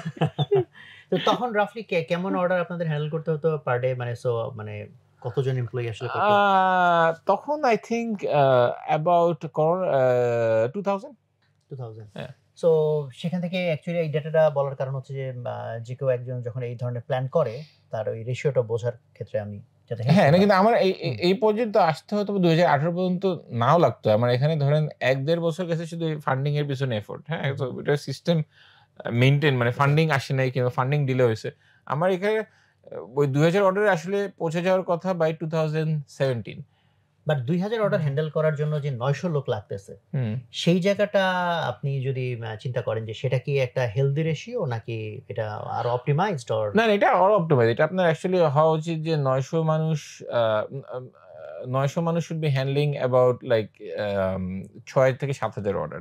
That would be a very healthy ratio. কিন্তু আপনি আমার অর্ডার কিন্তু এবং ধরেন অন্যান্য ই-কমার্স অর্ডার কিন্তু ডিফারেন্ট। আমরা কিন্তু একটা বিক্রি করি না। আমরা কিন্তু একটা অর্ডারে 13-14টা আইটেম বিক্রি করি। হ্যাঁ? সো এভাবে হিসাব করলে আপনি ধরেন 2000 টাইমস 13 26,000 আইটেম প্রতিদিন সিস্টেম দিয়ে যাচ্ছে। বাট সেক্ষেত্রে ওটা কি মানে আপনার জন্য ইউনিটে লস হতো কিনা মানে পার ইউনিটে না, পার ইউনিটে আমার তখন লস হতো না। ডেলিভারি দেওয়ার পরে হয়তো, ডেলিভারি দেওয়ার আগে হতো না, ডেলিভারি দেওয়ার পরে হয়তো, ওয়্যারহাউস যেহেতু বেশি। সো পার ইউনিটে এখন হলো কি যে আপনার 900 মানুষ হয়তো অত বাড়বে না। কিন্তু মানুষের মধ্যে আপনার ধরেন সিকিউরিটিও আছে, ওয়্যারহাউসে ক্লিন করার ইয়েও আছে, অ্যাকাউন্টেন্টও আছে। সো ওইটা কত portion of your actual delivery ফোর্সে আমরা যে জিনিসটা করতাম যে আমাদের ডেলিভারি ফোর্সের এফিসিয়েন্সি কত, যে সে দিনে কি 22টা অর্ডার দিতে পারতেছে নাকি না, এবং ডেলিভারি ফোর্সের এফিসিয়েন্সিটা খুব স্ট্রিক্টলি মনিটর করা হয়। এবং তাছাড়া আমাদের যেটা আর কি ধরেন ফিক্সড ফোর্স, যে আমার ওয়্যারহাউসে ক্লিনিং, আমার ওয়্যারহাউসে সিকিউরিটি, এইটার কস্ট আসলে একটা ওয়্যারহাউস থেকে যদি আমি 400 অর্ডার করি ভার্সেস 800 অর্ডার করি, এই কস্টটা বাড়বে না। সো এইটাকে আমরা আলাদা করে আমরা সবসময় মনিটর করি। সো সেক্ষেত্রে ধরেন মানুষজন অনেক কিন্তু অবাক হয়। মানুষজন ভাবে যে একটা ওয়েবসাইট বানাইছে, আর তো মনে হয় এর কয়টা লোক লাগে, হ্যাঁ 50 জন 20 জন লোক দিয়ে হয়তো সব হয়ে যাচ্ছে। সো ডেফিনেটলি আমি মনে করি যে এই পর্যায়ে এসে যারা শুনতেছে তারা অনেকে তো অবাক হইতে পারে যে ভাই এত লোক কোথায় লাগে। সো আপনি কি একটু ব্রেকডাউনটা বলতে পারেন যে 900 লোকের মধ্যে কত লোক কোথায় আপনার লাগে বা লাগছে? আচ্ছা, সো যেমন আপনার 900 সংখ্যা কি ডেলিভারি পার্সন? আমার সব থেকে বেশি হলো ডেলিভারি প্লাস ওয়্যারহাউসিং। সো ওয়্যারহাউসের মধ্যে আপনার 2-3টা আছে। আপনি ধরেন প্রোডাক্ট আসলো, রাত্রেবেলা প্রোডাক্টগুলোকে গুছানো হয়। সো এখানে কিছু লোক লাগে, সিকিউরিটি লাগে, দিনে একজন, রাত্রে একজন। হ্যাঁ, যতগুলো ওয়্যারহাউস টাইমস 2, প্রত্যেকটা ওয়্যারহাউসে 2 জন করে অ্যাকাউন্টেন্ট লাগে। হ্যাঁ, যে সকাল 8টা থেকে রাত 2টা পর্যন্ত, এটা মোটামুটি ছোটখাটো ব্যাংক। কারণ প্রত্যেকবার ডেলিভারি দিচ্ছে, দিচ্ছে, হিসাব টিসাব রাখা। প্রত্যেকটা ওয়্যারহাউসে কোয়ালিটি এনশিওর করার জন্য একজন লাগতেছে, প্রত্যেকটা ওয়্যারহাউসে ডিসপ্যাচ করার জন্য একজনকে লাগতেছে। হ্যাঁ, so these are the fixed cost. এবং আপনার প্রত্যেকটা অর্ডারে যেটা ভ্যারিয়েবল লেবার, সেটা লোকে পিকিং করতে যে লেবারটা এবং আপনার ডেলিভারি করতে যেটা, দ্যাট ইজ দ্য ভ্যারিয়েবল। আর বাকিগুলো কিন্তু ফিক্সড। হ্যাঁ, সো হ্যাঁ, না আসলেও লাগবে। এবং আপনার আরো লোক লাগতেছে হলো কি আপনার যে 300-400 সাপ্লায়ারের সাথে ডিল করতেছেন, তাদের সাথে নেগোশিয়েট করতে আপনার লোক লাগছে। হ্যাঁ, নতুন সাপ্লায়ার আসে, তার সাথে লোক লাগতেছে। ফেসবুকে ইউজ করার জন্য লোক লাগছে, কম্পিউটারের সিস্টেমটাকে আপ রাখার জন্য প্লাস নিউ প্রোডাক্ট ডেভেলপমেন্টের জন্য লোক লাগছে। So that's the distribution. আপনার মোস্ট অফ দ্য পিপল হয়তো বা 900 জনের মধ্যে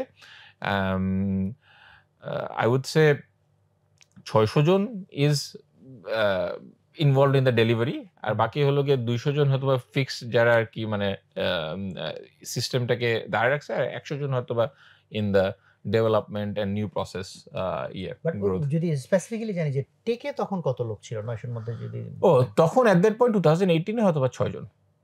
তখন 6 জন মাত্র? বা আমি তো ভাবতাম যে আপনাদের টেক টিম বোধহয় আরো বড়। না, টেক টিম এখন অনেক বড় হয়েছে, বাট এট দ্যাট পয়েন্ট মানে বেশ ছোটই ছিল। আচ্ছা, সো টেক টিম বেশ ছোট ছিল, বাট আমাদের মানে টেক টিমের র্যাপিড ডেভেলপমেন্টটা হয়েছে অ্যাকচুয়ালি 2021 থেকে। 2021 থেকে আমরা শিখি যে আসলে ইঞ্জিনিয়ারদেরকে কিভাবে কাজ করাতে হয়। আচ্ছা, না 21 এ যাব আমি, তার আগে তার আগে যে করোনা তো যে বলে কারো পৌষ মাস কারো সর্বনাশ, তো করোনা তো বোধহয় আপনাদের জন্য পৌষ মাস হিসেবেই আসছে। আসলে করোনা যেদিন ইস্যু হয়েছে সেদিনকে আমাদের কয়েকটা ডিসিশন আমরা নিয়েছিলাম, এবং এই ডিসিশন গুলা আসলে মানে এই ডিসিশন গুলোর কারণেই আসলে জিনিসটা এক্সিকিউটেড হয়েছে। সো করোনা যখন আসতেছে শুনতেছি, হ্যাঁ, আই থিঙ্ক আলটিমেটলি 26শে মার্চ তারা অ্যানাউন্স করে যে শাটডাউন। হ্যাঁ, সো আমাদের মনে 22 তারিখে আমি ম্যানেজমেন্ট মিটিংকে করলাম যে করোনা আসতেছে, হতেছে, কি করবা? হ্যাঁ, সো আমি তো এট দ্যাট পয়েন্ট মনে হয় যে এরকম যদি আসে, কারণ লকডাউন অন্যান্য দেশে হয়েছে, বাংলাদেশে যদি লকডাউন হয়, চাল ডাল আমরা গ্রোসারি খাবার দিয়ে মানুষের খাওয়ার লাগবে, মানুষজন বাজারে গেলে বরং করোনা বেশি হবে। সো আমাদের সার্ভিস আমাদের লাগবে। সো আমাদের ফুল ম্যানেজমেন্ট, আমরা তো এরকম হতে পারি না আমরা পাশাপাশি থাকবো, সবাই ডেলিভারি দিবে, আমরা ফুল ম্যানেজমেন্টকে আমরা হোটেলে মুভ করবো। সো 23 তারিখে বেসিক্যালি আমরা করছি যে এখন বাসায় করোনা হচ্ছে, আপনি বাসায় যাবেন, করুন। 23 তারিখে সব হোটেল খালি হয়ে যাচ্ছে ঢাকা শহরে। সো আমাদের একজন মানে পরিচিত একজন, ভাই তোমার হোটেল তো খালি হয়ে গেছে, পুরো হোটেল ভাড়া দিব নাকি না। So we book the entire hotel, হ্যাঁ, 23 তারিখে। এবং সবাই বলছে যারা যারা আসতে চাও আসো, তো নাথিং ফোর্সড। হ্যাঁ, আমরা করোনার সময় আমাদেরকে সার্ভিস অন করতে হবে, শাটডাউন মনে হয় দিবে, শাটডাউন দিলে আমরা তখন সিস্টেম আপ করা হবে।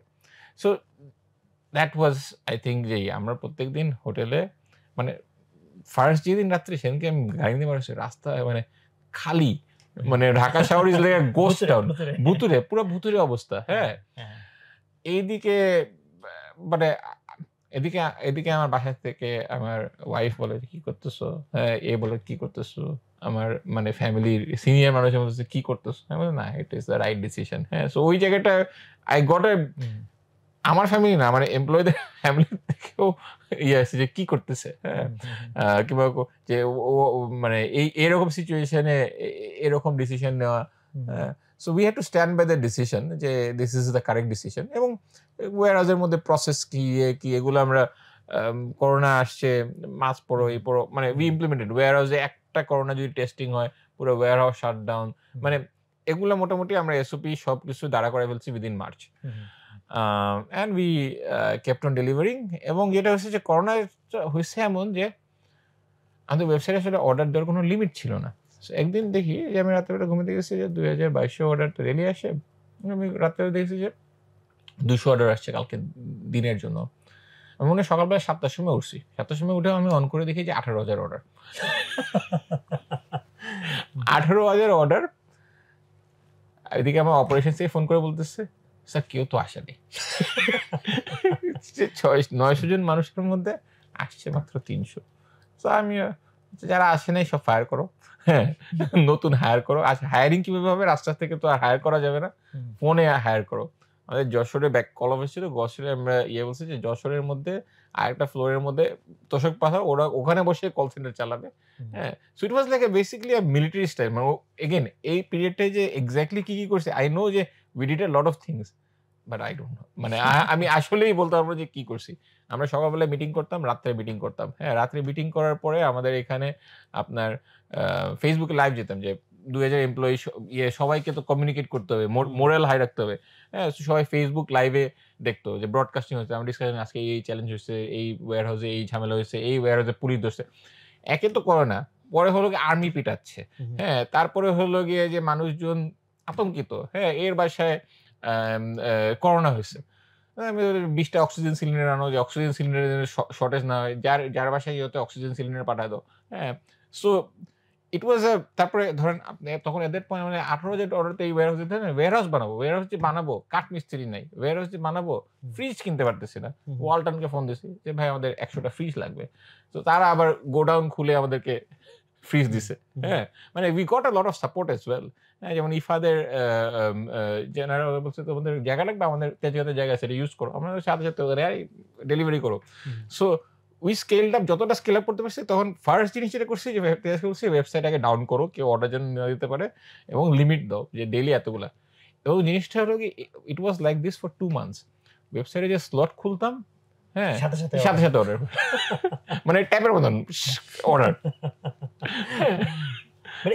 পৃথিবীর ইতিহাসে প্রথম লাগে যে ধরেন অর্ডার আমরা নিচ্ছি না বন্ধ। আমাদের ইতিহাসে প্রথম। বাট আমরা জানি যে আমেরিকার সব জায়গায় টয়লেট পেপার আমি ইউনিলিভারের সিইও কে ফোন দিছি। হ্যাঁ, ফোন দিয়ে সাবান কই, sorry we are out of soap. I don't care, please send us soap. হ্যাঁ, মানে সাবান আউট, দেশে সাবান আউট, মানে ইট ওয়াজ লাইক দ্যাট। হ্যাঁ, সো আমার ফার্স্ট ইয়ে ছিল যে আচ্ছা করোনার সময় আমরা প্রথমে করছি যে সাপ্লাই চেইন তো এত বড় মেইনটেইন করা যাবে না, bring it down to like 200 products. মানে অনেক অনেক মানে ইটস রিয়েল টাইমে ডিসিশন নিতে হবে, সমস্যা ডিসিশন, মানে and that actually built up the team as well. আমাদের যে টিমের যে মানুষজন তাদেরও যে একটা ইয়ে হয়েছে করোনার সময়, মানে একদম ক্রাইসিসে মানুষ তৈরি হয়। তো ভাই ওই করোনার মধ্যে যখন আপনার এই সিচুয়েশন গ্রোথ খুব ভালো এবং আপনার যে এমপ্লয়ি ক্রাইসিস সেটাও সামহাও আপনারা মিটিগেট করে ফেলছেন, সো তখন অ্যাকচুয়ালি করোনা যখন শেষ হতে হতে লাইক করোনা তো প্রলংড হলো প্রায় 2 বছর বা এরকম বোধহয় হবে, তাই না? তো লাস্ট পর্যন্ত কি গিয়ে দাঁড়ালো চালার অবস্থা? 10 থেকে 15,000 অর্ডার গিয়ে দাঁড়ালো। সো এটা আসলে আমাদের লিমিটেশন ছিল লাগে আমরা কত তাড়াতাড়ি স্কেল করতে পারবো। হ্যাঁ, বাট এখানে আরো কিছু সমস্যা আর কি দেখা দিল, রাইট? যে এখন 10 থেকে 15,000 একটা মানে জিনিসটা হলো গিয়ে যে আহ, আপনার একটা ডোপামিন হিট আসা শুরু করলো যে 15,000 অর্ডার হলেই হবে। হ্যাঁ, so আমার মনে হয় অ্যাট দ্যাট পয়েন্ট ওই গ্রোথটাকে ধরে রাখাটা মেবি আ মিস্টেক, যে ওখানে আমরা যে 15,000 অর্ডার আসতেছে না, দিনটা খুব খারাপ যাচ্ছে। হ্যাঁ, এরকম টাইপের একটা ফিলিং আসা শুরু হয়েছে। 15,000 আসতেছে, 50,000 কেন না? হ্যাঁ, so at that point we tried a lot of experiments. So করোনার শেষে আমাদের মানে হিউজ একটা ফান্ডিং আসলো। হ্যাঁ, সো হিউজ একটা ফান্ডিং, এই ফান্ডিংটা তো মূলত এই গ্রোথের কারণেই এই নাকি? গ্রোথের কারণে 2021 সব জায়গায় মানে ডিজিটাল অনেক ফান্ডিং ও হ্যাঁ, আসতেছে। পুরো হ্যাঁ, টাইমে সো মোটামুটি লাইক এবং আমি কোথাও যাওয়া লাগে নাই। আমি আমার অফিসের রুমে বসছি। জুমের মধ্যে 2-3টা মিটিং নিয়েছি। এই যে $10 মিলিয়ন ফান্ডিং চলে আসছে। আচ্ছা হ্যাঁ, so $10 million is a lot of money. হ্যাঁ, ফর মানে 100 কোটি টাকা। প্রায় 100 কোটি টাকা। সো এখন যেটা হলো সেটা হলো যে আচ্ছা 15,000 আসছে, 10 মিলিয়ন আসছে, ওয়ার্ল্ড দেখি সবাই 100 মিলিয়ন, 200 মিলিয়ন, 500 মিলিয়ন, হ্যাঁ, বাংলাদেশেও তুলতেছে। সো আমার উপর চ্যালেঞ্জ আসছে, আচ্ছা আমরা কি নেক্সট লেভেলে যেতে পারবো না?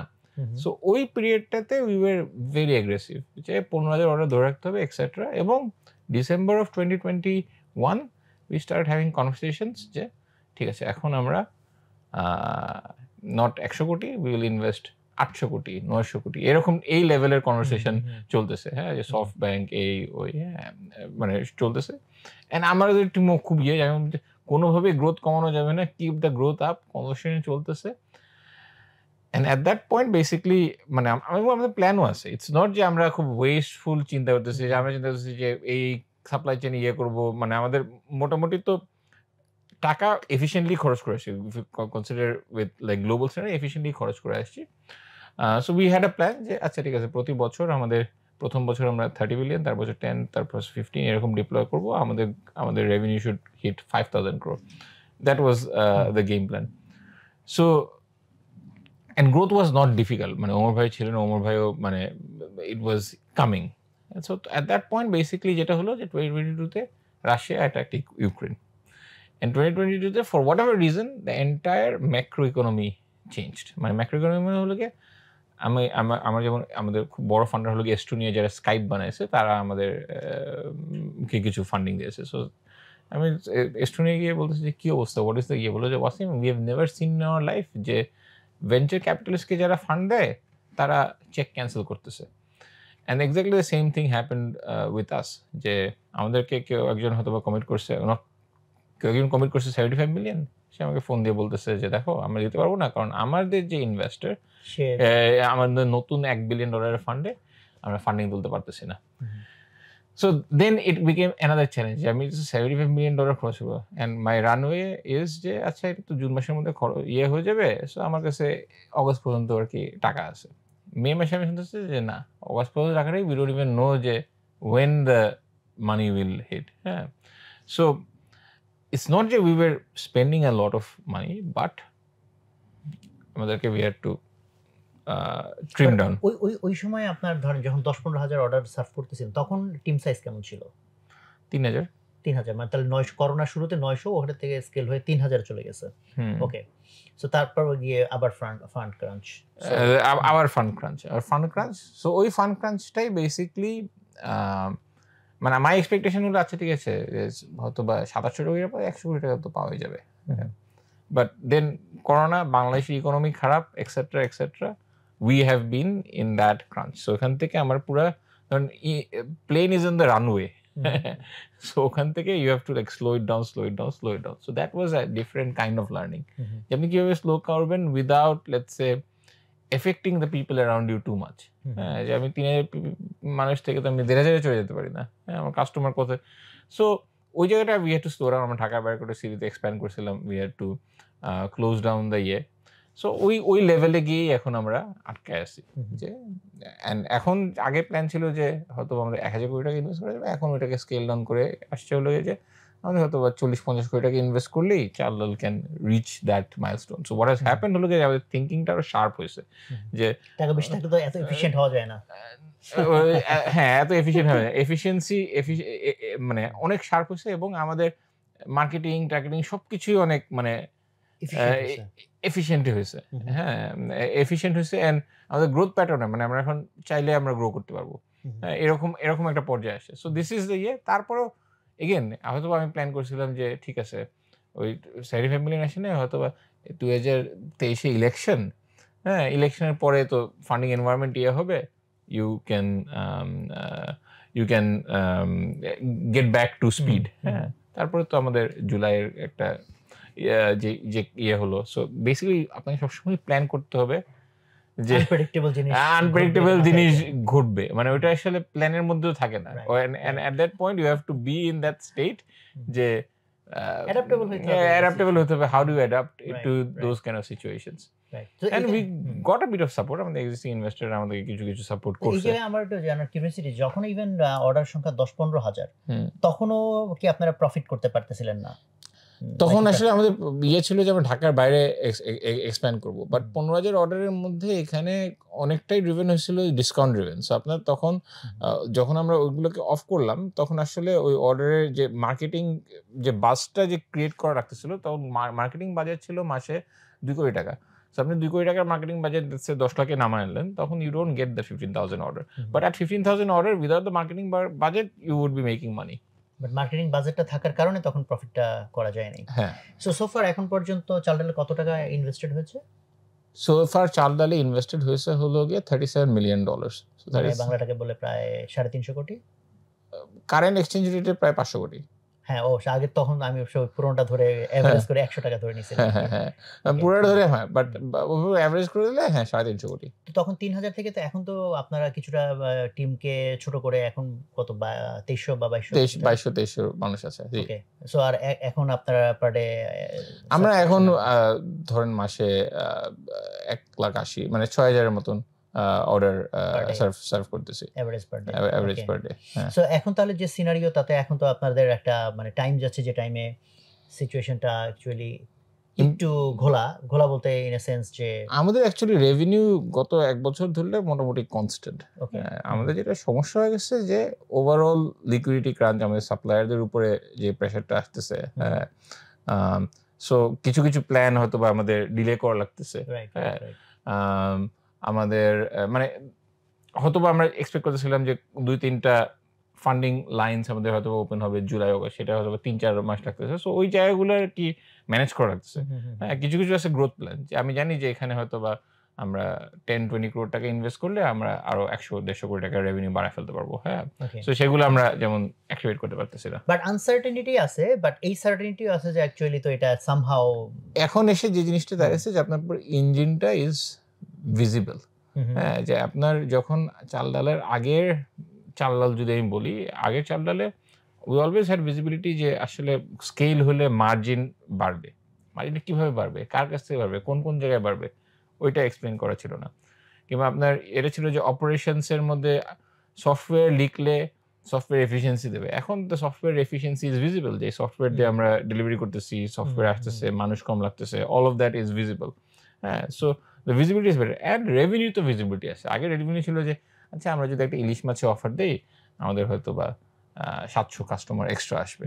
এখন ইটস নট লাইক দ্যাট। এখন ইটস মোর প্রিসাইজ যে আমরা 3 মাসে আমরা এরকম মানুষ যদি অ্যাকোয়ার করি, এরকম মানুষ করতে এই মানুষ থেকে এতজন মাসে 8,000 টাকায় কনভার্ট হবে, এতজন ইয়ে হবে। সো এটা very has become very scalable. So it's become a very মানে অনেক মেশিনারি মতন হয়ে গেছে যেটা। হ্যাঁ, বাট এটা হয়তো বা একটা পর্যায়ে এটাও কাজ করবে না। হয়তো আমি যদি এখন মাসে 4,000-5,000 কোটি টাকার রেভিনিউ হয়, হয়তো এটা কাজ করবে না। But I think it is possible to scale from our current scale to that point at least with this machinery. তারপরে কি হয়তো বা নতুন কোনো ইনোভেশন লাগবে। সো আমি এখন চাল ডালের পুরো অপারেশনের যে অনেকগুলো পয়েন্ট টাচ করা হয়েছে, কাস্টমার সার্ভিস থেকে শুরু করে মার্কেটিং, ব্র্যান্ডিং, বাট আমার কাছে খুব ইম্পর্টেন্ট একটা জায়গা হচ্ছে যে সাপ্লাই চেইনের যে জায়গা, যেটার সাথে ইভেন শুধু চাল ডাল না, চাল ডাল এবং বাংলাদেশের সামগ্রিক বাস্তবতা, political issues, syndicate, lot of things are involve. সো ওই যে জায়গাটা, যে আমরা জানি যে কৃষক উৎপাদন করে যে দামে, বাজারে আসতে আসতে অনেক টাকা দাম বেড়ে যায়, সিন্ডিকেটের কথা আমরা শুনি, আরো অনেক রকম চ্যালেঞ্জেস। সো ওইটা তো খুবই একটা এমন জায়গা যে জায়গাটা শুধু চাল ডাল না, মানে এটা একটা জাতীয় ইস্যু। ইভেন গভর্নমেন্টের সবচেয়ে বড় টেনশনে থাকে যে ভাই দ্রব্যমূল্য নিয়ন্ত্রণ করতে না পারলে even government will be in trouble. In fact এটা বাংলাদেশের গভর্নমেন্ট না, এটা ইতিহাসে সব জায়গায় দেখা গেছে যে হয়তো বলা গেছে যে রোমান এম্পায়ার নাকি ফল করছে যে ইনফ্লেশন এই কাঁচা বাজারের জিনিসপত্রের জন্য। So empires collapse, Joe Biden হারছে। হ্যাঁ, সো সো সো আসলে জিনিসপত্রের দাম যখন বাড়ে তার মানে হলো গিয়ে আসলে মানুষ সরকার আসলে বেশি খরচ যখন করে, হ্যাঁ, তখন যখন টাকা চাপায় তখন জিনিসপত্র, এটা হলো ইকোনমিক্সের বেসিক এক্সপ্লেনেশন। সো বাংলাদেশের গত 2 বছরের এক্সপ্লেনেশন আমাদের হিসাব, আমাদের অ্যাকচুয়ালি ডেটাই বলতেছে যে ইটস অ্যাকচুয়ালি বিকজ আমাদের টাকাটা ডেপ্রিসিয়েট করেছে ফ্রম 84 টু 120, এই কারণে আপনার ডেপ্রিসিয়েশনটা হয়েছে। 84 টু 120 মানে তো 50% মোর দেন 50% ডেপ্রিসিয়েশন করেছে। সো আপনার সয়াবিন তেলের দাম যেটা 600 টাকা ছিল সেটা 900 টাকা হয়ে গেছে।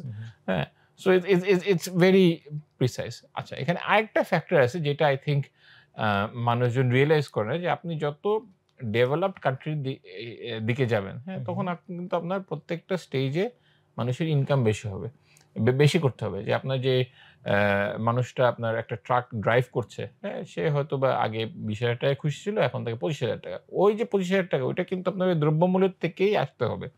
সো আমাদের মতন একটা কি বলবো আর্লি স্টেজ জিডিপিতে আসলে ওই প্রেশারটা সবসময় থাকবে, এবং ওই প্রেশারটাকে কাউন্টার করার জন্য যেটা দরকার, যে এফিসিয়েন্সি আনা দরকার যে সিস্টেমে। যে আগে সে হয়তো বা 10টা জিনিস সার্ভ করতো, এখন সে 20টা জিনিস সার্ভ করতেছে।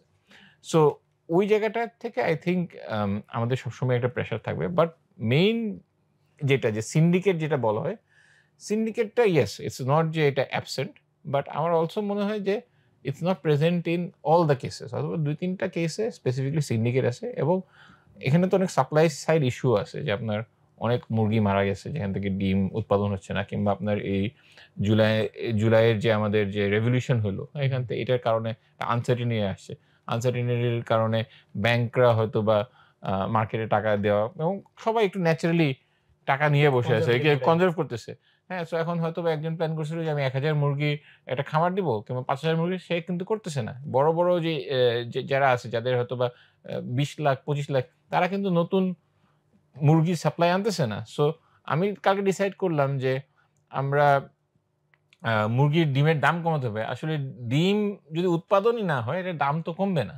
হ্যাঁ, সো এটার সলিউশন কি? এটার সলিউশন হলো গিয়ে আপনার হয়তো ইম্পোর্ট করা লাগবে। সো সরকার রাইট স্টেপ নিচ্ছে, কিন্তু এখনো ওখানে কিছু কিছু সমস্যা রয়ে গেছে। যেমন ডিমের পারমিশন লাগে, সরকারের কাছে স্পেসিফিক পারমিশন লাগে। চাল ডাল কালকে চাইলেই ডিমের কারোর ইম্পোর্ট লাইসেন্স আছে, সে ডিম ইম্পোর্ট করতে পারবে না। হ্যাঁ, ওটা নাকি স্পেসিফিক পারমিশন লাগে। কেন লাগে? এটা তো উঠাই দিলেই অনেকগুলা কমে যাবে। সো আমাদের কিছু ইম্পোর্ট দিয়ে এই সাপ্লাই সাইড ক্রাইসিসটাকে হ্যান্ডেল করতে হবে। বাট গত 2 বছরের মেইন কারণ ইজ যে এই ডলারের প্রেশারটাই ওয়াজ দ্য মেইন কারণ। আমাদের দেখা মতন আমরা এটা একদম পুরো ম্যাপ করছি। বাট দ্রব্যমূল্য যেটা রিসেন্টলি বেড়েছে সেটা তো একটা দিক। বাট এমনিতে যদি বলেন যে এই আনস্টেবল সিচুয়েশনের আগেও আমরা যেটা শুনি যে কৃষক থেকে আমাদের একদম এই পর্যায়ে আসতে যে অনেক ফোল্ড দামটা বেড়ে যায়, এই জায়গাটা তো আপনাদের এক্সটেন্সিভ কাজ হয়েছে।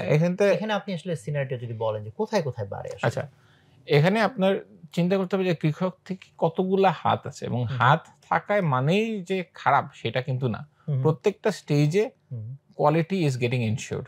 হ্যাঁ, সো আচ্ছা, এখন সব থেকে বেশি যেটা বাড়ে সেটা বাড়ে হলো গিয়ে আপনার বাজারের যেই লাস্ট যে রিটেলার, সে সব থেকে বেশি দামটা বাড়ায়।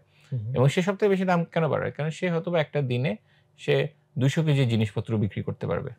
সো লেটস সে কি নেওয়া যেতে পারে, লেটস সে টমেটো। এখন আই ডোন্ট নো যে আজকে টমেটোর দাম কত, বাট লেটস সে টমেটোর দাম হলো গিয়ে 60 টাকা। এই 60 টাকার মধ্যে 10 থেকে 15 টাকাই আসলে এই লাস্ট মাইলের কৃষকের, লাস্ট মাইলের যে রিটেলার তার লাগবে। কারণ তার দিনে 200 কেজি জিনিস বিক্রি করতে হবে, তার দিনে 2,000 টাকা ইনকাম করতেই হবে। হ্যাঁ, সো ওখানে আপনার মানে হিউজ একটা 20-25% মার্কআপ হয়। আচ্ছা, এছাড়া কি কি স্টেপ আছে আপনার? একটা কৃষক কিন্তু গ্রামের আড়তে যায় না। মানে বিভিন্ন ফরিয়ারা আছে যারা হয়তো তাকে ফাইন্যান্সিয়াল সাপোর্ট দিয়েছে, তারা জিনিসগুলো কালেক্ট করে আড়তে যায়। আড়তে তখন যে আছে সে আড়তে জিনিসগুলোকে একত্রে করে, এবং বিভিন্ন ট্রাকে মানুষজন যায়, তারা বিভিন্ন আড়ত থেকে দাম দর করে জিনিসপত্র কিনে আনে। হ্যাঁ, এবং যেখানে কম পায় সেখানে আনে, এবং তারপর ঢাকা শহরে এসে কারণ বাজারে আসে। কারণ বাজারে আসার পরে ট্রাকটাকে সে একজন হোলসেলের কাছে বিক্রি করে দেয়। হোলসেলের থেকে সে 3-4 জন ছোট হোলসেলের কাছে দেয়, এবং যে আমাদের যে রিটেলার যে লাস্ট মাইলে 15 টাকা অ্যাড করছে সে কিন্তু ওখান থেকে নিচ্ছে কিন্তু, এবং সে আসার সময় কিন্তু আপনার কারণ বাজার থেকে একটা ভ্যানে করে নিয়ে আসছে, ভ্যানের ওই খরচটাও কিন্তু এর সঙ্গে যোগ হচ্ছে। সো কৃষক তো একজন, তাছাড়া আপনার বাসায় কোনো একটা কিছু পৌঁছানোর জন্য হ্যাঁ আরো 8 থেকে 10 জন মানুষ ইনভলভ। সো ওই 8 থেকে 10 জন মানুষের কষ্ট তো আমাদের দিতে হবে, এবং ওদেরকে বলা যাবে না যে তারা সিন্ডিকেট, তারা কিন্তু ভ্যালু এডিশন করতেছে। হ্যাঁ, সে যে একটা গ্রাম থেকে কাঁচামরিচ কিনতেছে, সে দেখে কিনতেছে যে ভালো নাকি না। হ্যাঁ, সে যে এখানে যে রিটেলার আসতেছে, সেই রিটেলার রাত্রিবেলায় 12টার সময় কারণ বাজারে যাচ্ছে, এনে আপনার জিনিসগুলো নিয়ে এসে আপনার কাছে সকালবেলায় 8টার সময় আপনার কাছে বিক্রি করতেছে, আপনি তো কারণ বাজারে যাচ্ছেন না। হ্যাঁ, সো এদের তো ভ্যালু আছে, বিভিন্ন মানুষের বিভিন্ন ভ্যালু আছে, এবং যে ট্রাকে করে ধরেন একটা গ্রাম থেকে নিয়ে আসতেছে ঢাকায়, সে কিন্তু ট্রাক চালিয়ে নিয়ে সে সারা রাত না ঘুমিয়ে ট্রাক চালাচ্ছে। সো এগুলোর ভ্যালু আছে। সো এই যে দ্রব্যমূল্যের কমানোর উপায় কি? এখানে আরো স্ট্রিমলাইন করতে হবে, এখানে আমাদের স্টোরেজ ইমপ্রুভ হবে, হ্যাঁ, এখানে আমাদের যত প্রেডিকশন ইমপ্রুভ হবে, যত ইনফরমেশন বেটার হবে, তত এখানে আসলে ঝামেলা কমবে। এই যে অনেকগুলো লেয়ার, আপনারা মূলত সবচেয়ে বেশি পারচেজ আপনাদের কোন লেয়ার থেকে আপনারা করেন? আড়তের পর্যায় থেকে নাকি? আমাদের অলমোস্ট 50% এখনো আড়ত থেকে হয়, কারণ আপনার আসলে যেটা দেখা গেছে যে আমরা প্রায় 180 ধরনের পেরিশেবল আইটেম নিয়ে ডিল করি। হ্যাঁ, সো 180 ধরনের পেরিশেবল আইটেমের মধ্যে আসলে বড় কোয়ান্টিটি আমাদের খুবই কম, যে দিনে 3 টন লাগবে, হয়তো 3-4টা জিনিস আছে দিনে 1 টন 1.5 টন 3 টন লাগে। হ্যাঁ, ম্যাক্সিমাম লাগে হয়তো 100, 150, 200 কেজি। সেগুলো আসলে আমাদের ওই কারণ বাজার থেকেই নেওয়া লাগতেছে 50%। বাট যেটা আমরা আলু কিংবা পেঁয়াজ কিংবা ইভেন টমেটো কিংবা মালটা, এগুলো আমরা লার্জার স্কেলে কিনতে পারি, যেগুলো কম পেরিশেবল, যেগুলো একটু 2-3 দিন থাকে, সেগুলো আমরা লার্জ স্কেলে কিনতে পারি। যেমন আম যখন আমরা বিক্রি করছি, আম কিন্তু আমরা একদম ডাইরেক্ট নিয়ে আসছি, মানে একদম কৃষক থেকে, আমের বাগান থেকে নিয়ে আসি। হ্যাঁ, ডাইরেক্ট কৃষক থেকে, বাগান থেকে পারছে, আমাদের লোক ডাইরেক্ট কিউসি করে ঢাকায় আসছে, ঢাকায় এসে, এবং আমরা কোয়ালিটিও বেটার দিতে পারি, এবং আমরা আমে কস্টিংও আমরা খুব রিজনেবল রাখতে পারি, বিকজ আমাদের এতগুলো স্টেপস নেই, এবং আমরা এটাও ইনশিওর করতে পারি যে আমের মধ্যে অ্যাটলিস্ট আমাদের হাতে কিছু মিক্স হয় নাই। সো সেক্ষেত্রে ধরেন আমে যেরকম আপনারা একদম মানে অনেকগুলো লেয়ারকে ইয়ে করতে পারছেন, এলিমিনেট, সো অন্যান্য প্রোডাক্টে সেটা পারা যাচ্ছে নাকি ভলিউমের কারণে? ভলিউমের কারণে, এটা ভলিউমের কারণে। আপনার আম যেমন আমি ডেইলি হয়তোবা 7-8 টন বিক্রি করে ফেলতে পারি।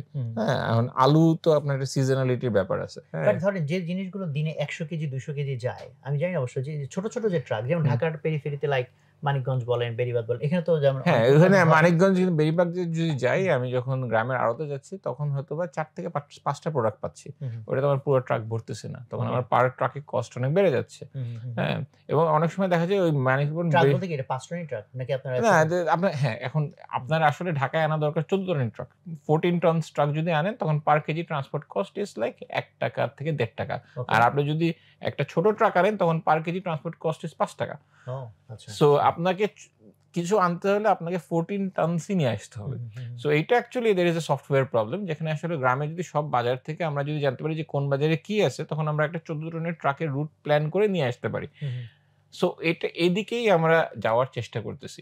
হ্যাঁ, এবং মানে অনেকগুলো, এবং আমি যে বলতেছি যে 20 কোটি টাকা দিয়ে আমরা দেখতেছি যে এখানে আমি যদি এই সাপ্লাই চেইনে যদি আমি ইনভেস্ট করি, আমি দেখতে পাচ্ছি যে আমি এখান থেকে আসলে আমি দাম কমাতে, নিজেরও যদি পুরোটা না লাগে, আপনি তো তখন অন্য পার্টিতে দিয়ে দিতে পারেন। Exactly, but I have to put the person, যে এখানে কোয়ালিটি এনশিওর হবে, হবে, টাইম লাগবে, এখানে ওয়ার্কিং ক্যাপিটাল লাগবে, মানে কিছুটা রিস্ক নিয়ে এখানে নামতে হবে। বাট যখন আপনাদের ধরেন ফর এক্সাম্পল করোনার সময় একটা ফান্ড ছিল এবং অর্ডার ভলিউম ভালো ছিল, তখন একটু ট্রাই করার উপায় না, তখন তো আসলে তখন তো আমরা দেখতেছিলাম আমাদের রেগুলার মার্কেটই আমার অনেক এক্সপ্যান্ড, তখন তো আমি ফ্রিজের মধ্যে জিনিস রাখার নিয়ে চিন্তায়। হ্যাঁ, তখন চ্যালেঞ্জ হলো যে কিভাবে ডেলিভারি ম্যান পাবো, যে ডেলিভারি যে দিবে তাদেরকে আমি কিভাবে হায়ার করবো। সো এই সব কটা চ্যালেঞ্জ আসলে, এটা অ্যাকচুয়ালি মানুষজন রিয়েলাইজ করে না যে সবার কাছে কিন্তু সব অপরচুনিটি থাকে না। হ্যাঁ, যে রকমারির কাছে যে অপরচুনিটি গুলো আছে, সেটা হয়তো বা সবাই দেখতে পাচ্ছে না। হ্যাঁ, এবং এরকম হতে পারে যে, এবং এটা অ্যাকচুয়ালি ইনভেস্টমেন্টের একটা খুব মানে অন্য দেশে যেটা হয়েছে, যে এই যে অপরচুনিটি গুলো আছে, এই অপরচুনিটি গুলোর রিটার্ন কিন্তু আসলে একটা অ্যাভারেজ রিটার্নের থেকে বেশি হতে পারে। হ্যাঁ, যে আমি হয়তো বা একটা দোকান দেবো একটা বাজারে, হ্যাঁ, সেটার থেকে হয়তো বা আমার ক্যাপিটালের রিটার্ন আসতে পারে 20-30% পার ইয়ার। ওয়ারএজ যেখানে যদি আমি পুল করে যদি আমরা এরকম একটা ভেজিটেবল সাপ্লাই চেইনে এটার মধ্যে হয়তো রিটার্ন আসা সম্ভব 70-80%। সো এই অপরচুনিটিগুলো কিন্তু becomes available to as you scale. Right, অপটিমাইজেশনগুলো আপনি দেখতে পান। আচ্ছা। তো আসিম ভাই, আমরা এখন আরেকটু ইনভিজিবল জায়গায় যেতে চাই। মানে এগুলো অনেক কিছু ভিজিবল জিনিসপত্র। ইনভিজিবল বলতে যেমন ফিলোসফিক্যাল জায়গা। সো এই যে বিজনেস রান করা, সেক্ষেত্রে অনেক রকম ফিলোসফিক্যাল জায়গা থাকে, যে বিজনেসটা আমি করতেছি কেন করতেছি। আবার ধরেন লিডারশিপ ম্যানেজমেন্ট, ওখানে ফিলোসফিক্যাল জায়গা, যে হোয়াট দ্য ফিলোসফি বিহাইন্ড, যে আমার ম্যানেজমেন্টের স্টাইল কি হবে, বা আমার মার্কেটিং ব্র্যান্ডিং এ ওটার আন্ডারে বিভিন্ন ফিলোসফিক্যাল জায়গা আছে।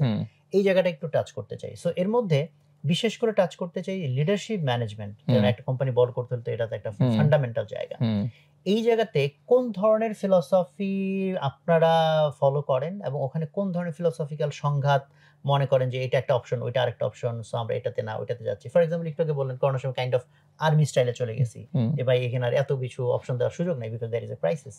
সো ওই জায়গাটা একটু জানতে চাই, আপনাদের overall leadership philosophy, management philosophy, business philosophy. আসলে এটা পারপাস ড্রিভেন হতে হবে।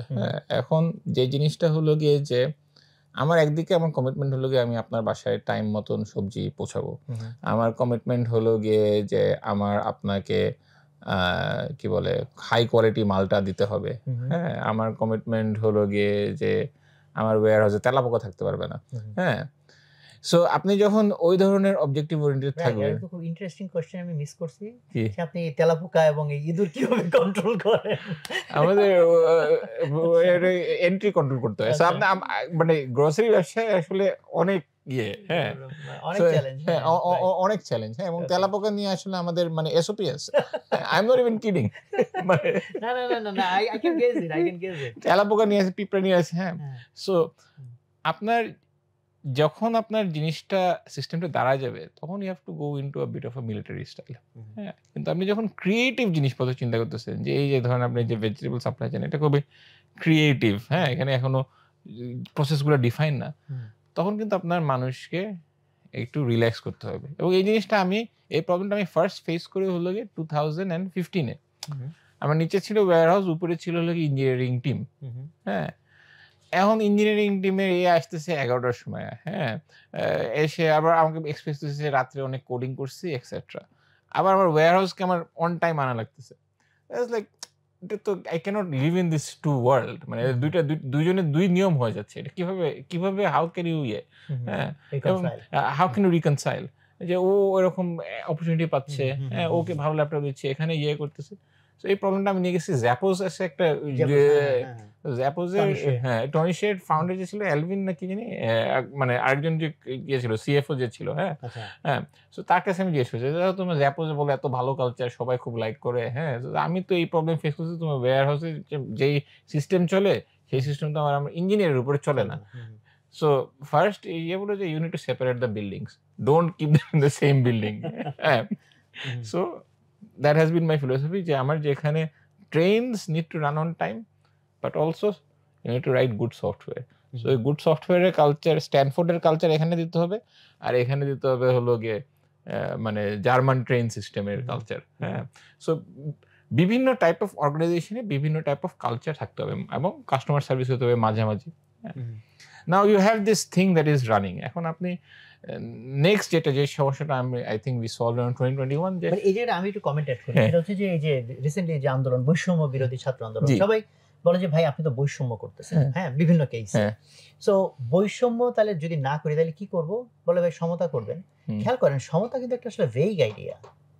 এখন তার মানে কি সিইওর বেতন আর তাহলে আমার সিকিউরিটি স্টাফের বেতন সমান হবে? সিইওর বেতন এবং সিকিউরিটি স্টাফের বেতন না সমান হলেও আই থিঙ্ক আমাদের এইটা ফলো করা উচিত যে অ্যাটলিস্ট জিনিসটা রিকনসাইল হচ্ছে। হ্যাঁ, এখনো অনেকে বলে যে আমরা এখন যারা অ্যাভারেজ মানুষ আছি তারা নাকি অ্যাভারেজ লিভস বেটার দ্যান সম্রাট আকবর। আমি বলি যেটা সমতা ক্যানট বি রাইট আইডিয়া। আপনি ন্যায্যতা বলতে পারেন, আপনি ন্যায্যতা বলতে পারেন। হ্যাঁ, ন্যায্যতা kind of a very ultimately suitable word. Concept হলো গিয়ে যে দুধের থেকে ঘি বার করতে হলে ঘি এন্ড দুধ ইজ নট সেম। হ্যাঁ, সো ঘি তো বার করতেই হবে। এটি ন্যায্যতার কথা হ্যাঁ। বলছে। এখন আপনি সমতা দিয়ে ডিল করলে তো ইট ডাজন্ট মিন এনিথিং। না, হ্যাঁ, মানে বেসিক্যালি এখানে রিফাইনমেন্টের একটা ব্যাপার আছে। এবং রিফাইনমেন্টের ব্যাপার আছে এবং এই রিফাইনমেন্টটাকে বুঝার জন্য যে কারণ ওখানে আমি আই ডোন্ট নো ওই এম্পারারস নিউ ক্লথের এক্সাম্পল দিচ্ছিলাম যে আসলে ওই যে আসলে কি তাদেরকে বেশি বেটার ফ্যাসিলিটিস দিচ্ছে, তাদের আউটপুট কি বেটার নাকি না, এটা বুঝার ক্ষমতা আসলে থাকতে হবে। রাইট। সো এই জায়গাটায় আমি আরেকটা ফিলোসফিক্যাল জায়গা চলে আসে ওখানে সিমিলার ভাবে। সেটা হচ্ছে যে ট্যালেন্ট নিয়ে যে ডাইলেমাটা, যে অ্যাকচুয়ালি খুব ট্যালেন্টেড পিপল তাদেরকে হয়তো ধরে রাখা ডিফিকাল্ট হয়, অনেক সময় তারা টিম ওয়ার্ক করে না।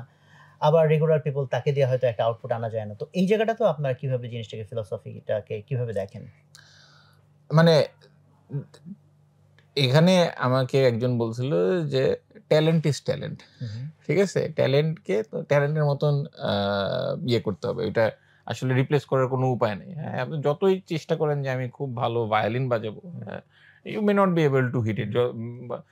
সো এখানে যে জিনিসটা হলো যে ট্যালেন্টকে আসলে আপনার ডিসিপ্লিনে আনতে হবে, ট্যালেন্টকে বোঝাতে হবে যে তুমি ট্যালেন্ট দিয়ে কত দূর যাবা। হ্যাঁ, তুমি সিস্টেমের মধ্যে এসে না, আমি যে কোশ্চেনটা করতেছি সেটা হচ্ছে ধরেন আপনি একদম টপ ট্যালেন্ট টার্গেট করলেন, দেখা গেল যে না এদের ম্যানেজ করা যাচ্ছে না, রেদার আমি একটু সেকেন্ডারি টায়ারে নামলাম, যে আমি এই টিমটাই এরকম যে তারকা নাই কিন্তু বাট এরা টিম ওয়ার্ক ভালো করে। না, আমি এটা বিলিভ করি না। আমি বিলিভ করি যে টপ ট্যালেন্টই আমার লাগবে। হ্যাঁ, টপ ট্যালেন্ট ছাড়া আমি কিভাবে গুগলের সাথে কম্পিট করব? হ্যাঁ, গুগল যে যাকে হায়ার করতেছে, হ্যাঁ, $3 লাখ হয়তো বা তাকে আমি স্টক অপশন দিয়ে আমি হয়তো বা $50,000 হায়ার করতে পারি। সো ওই একটা ব্যালেন্স তো লাগবে। So but I don't think there is a replacement ওইখানে বেশি এবং ওইটা যাবে না, ওই অর্গানাইজেশনের থিঙ্কিংটাই অতদূর যাবে না।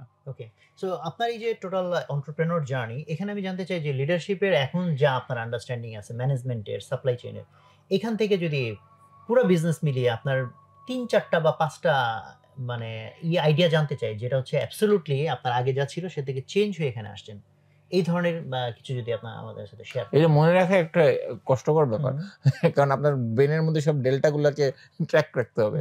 সো একটা যেমন ছিল যে আসলে যেটা আমি আগে বুঝতাম না, যে how can you get vision out of the system. আমি তো দেখতে পাচ্ছি হ্যাঁ যে এরকম একটা ইয়ে হওয়া উচিত, বাট সিস্টেম থেকেও তো আসলে ভিশন আসতেছে। মানুষ তো আমাদের 2300 এমপ্লয় মানে 2300টা কম্পিউটার আর 2300টা ব্রেন, হ্যাঁ, এটা কিছু না কিছু ক্যাপচার করতেছে। এটাকে ডিস্টিল করে কিভাবে উপরে আনা সম্ভব, সো এটা নিয়ে আমার মানে I been thinking more and more. এবং এটা আনার পরে তো অ্যাকচুয়ালি প্রায়োরিটাইজেশন করতে হবে। How do you prioritize it, যে কোনটা এখানে আজকে 100টা আইডিয়া আছে, how do you prioritize it. So এখন আগে যেটা হতো যে আমি সারাক্ষণ এটা নিয়ে চিন্তা করতাম, একটা করতাম, এটা করতাম, এখান থেকে জাম্প করতাম, এখন এটাকে খুব স্ট্রাকচার্ড ভাবে নিয়ে আসছি। Next level of management, so we have sprint structure. Sprint structure applies not only for engineering but also non engineering. Non engineering এর জন্য যে স্প্রিন্ট স্ট্রাকচার, যে তাদেরকে বলা হচ্ছে যে তোমাদের রেগুলার কোনো ডে টু ডে ওয়ার্ক তুমি এখানে দিতে পারবে না, তুমি have to only give creative work. যেমন আমাদের এখন একটা চলতেছে যে আমরা লাইভ চিকেন কিভাবে বিক্রি করতে পারবো, এটা হলো নন ইঞ্জিনিয়ারিং স্প্রিন্টে চলতেছে। সো নন ইঞ্জিনিয়ারিং যে টিমটা আছে সে তারাও কিন্তু আইডিয়া নিয়ে আসতেছে, এসে যেটা হয় যে 2 সপ্তাহের মধ্যে কি এক্সিকিউট করতে পারছো, এক্সিকিউট করলো, তারপরের সপ্তাহে আবার প্ল্যানিং, ওই সময় ওই সপ্তাহে প্রায়োরিটাইজেশন। এটাতে একটা প্রেশার থাকে অর্গানাইজেশনের মধ্যে অটোমেটিকলি। আদারওয়াইজ আপনার প্রত্যেকজনকে ফলো আপ করাতেছে, বিকজ মানে ধরেন it's very easy to follow up on cake picking করতেছে, ইউ নো যে কতগুলো কাউন্ট এক্সেট্রা, বাট যারা ধরেন একটু সিনিয়র ম্যানেজমেন্ট তাদেরকে আপনি কিভাবে ট্র্যাকিং করবেন। সো এই স্প্রিন্ট স্ট্রাকচারে নিয়ে আসলে এবং বলা হচ্ছে যে 30 ঘন্টা করে এক্সট্রা ক্রিয়েটিভ ওয়ার্ক থাকতে হবে। সো এই স্ট্রাকচারটার কারণে আমি দেখতেছি যে ভিশনটা আস্তে আস্তে মানে সিস্টেম থেকেই আসতেছে ভিশনটা। So this is my realization in the last 1 year. আচ্ছা, তাহলে প্রশ্নটা বরং একটু অন্য ল্যাঙ্গুয়েজে করি। ধরেন যে আপনার যদি এখন বলি যে 10 বছর আগে আপনি ফেরত পাঠালাম আপনাকে, সো তখন এখন যে আপনার আন্ডারস্ট্যান্ডিং হয়েছে, তাহলে কোন কোন ডিসিশন আপনি অ্যাকচুয়ালি চেঞ্জ করতেন? এখন যে আন্ডারস্ট্যান্ডিং হয়েছে কোন কোন ডিসিশন আমি চেঞ্জ করতাম, অবভিয়াসলি মানে মিস্টেক তো অনেকগুলাই করা হয়েছে, রাইট? সো আই থিঙ্ক যে এখানে হয়তোবা মানে আমার ইয়েতে it's not the mistakes that you make, errors of omission না, এরর্স অফ কমিশন না, এরর্স অফ অমিশন, যে কি কি করি নাই। আমার হয়তো বা 2015-তে ওয়াই কমিউনিটির থেকে ইয়ে করে আরেকটা দেশে চাল ডালকে এক্সপ্যান্ড করা উচিত ছিল। হ্যাঁ, I think I made a big mistake there. কেন? কারণ আপনার ইন্ডিয়াতে যদি দেখেন চাল ডালের মতন বিজনেস জেপটো শুরু হয়েছে 2020-এ। 2020-এ হয়ে দেয়ার কারেন্টলি ভ্যালুড এট $5 billion। তো আমরা কি 2016-তে পারতাম না যে ইন্ডিয়াতেও একটা ইয়ে করতে? এতদিনে তো আমরা দাঁড়ায় যেতাম। হ্যাঁ, কিন্তু হইতে পারে যে বরং দুইটা চালাতে গিয়ে ডুবে গেল। বাট নাও হইতে পারে, তাই না? তাই না? হ্যাঁ, নাও হইতে পারে। হ্যাঁ, দুইটা চালাতে গিয়ে হয়তো বেটারও হতে পারে। ফোকাস জিনিসটা আমি অনেক সিচুয়েশনের সাথে আসলে এগ্রি করি না। হ্যাঁ, in the sense of focus আমি মনে করি যে সবকিছুকে একই সুতার মধ্যে গাঁথা সম্ভব। হ্যাঁ, যে আপনি হয়তোবা আপনি মনে করতেছেন যে আমি ডিমের সাপ্লাই চেইন পারি বলে কি আমি আমের সাপ্লাই চেইন পারবো না?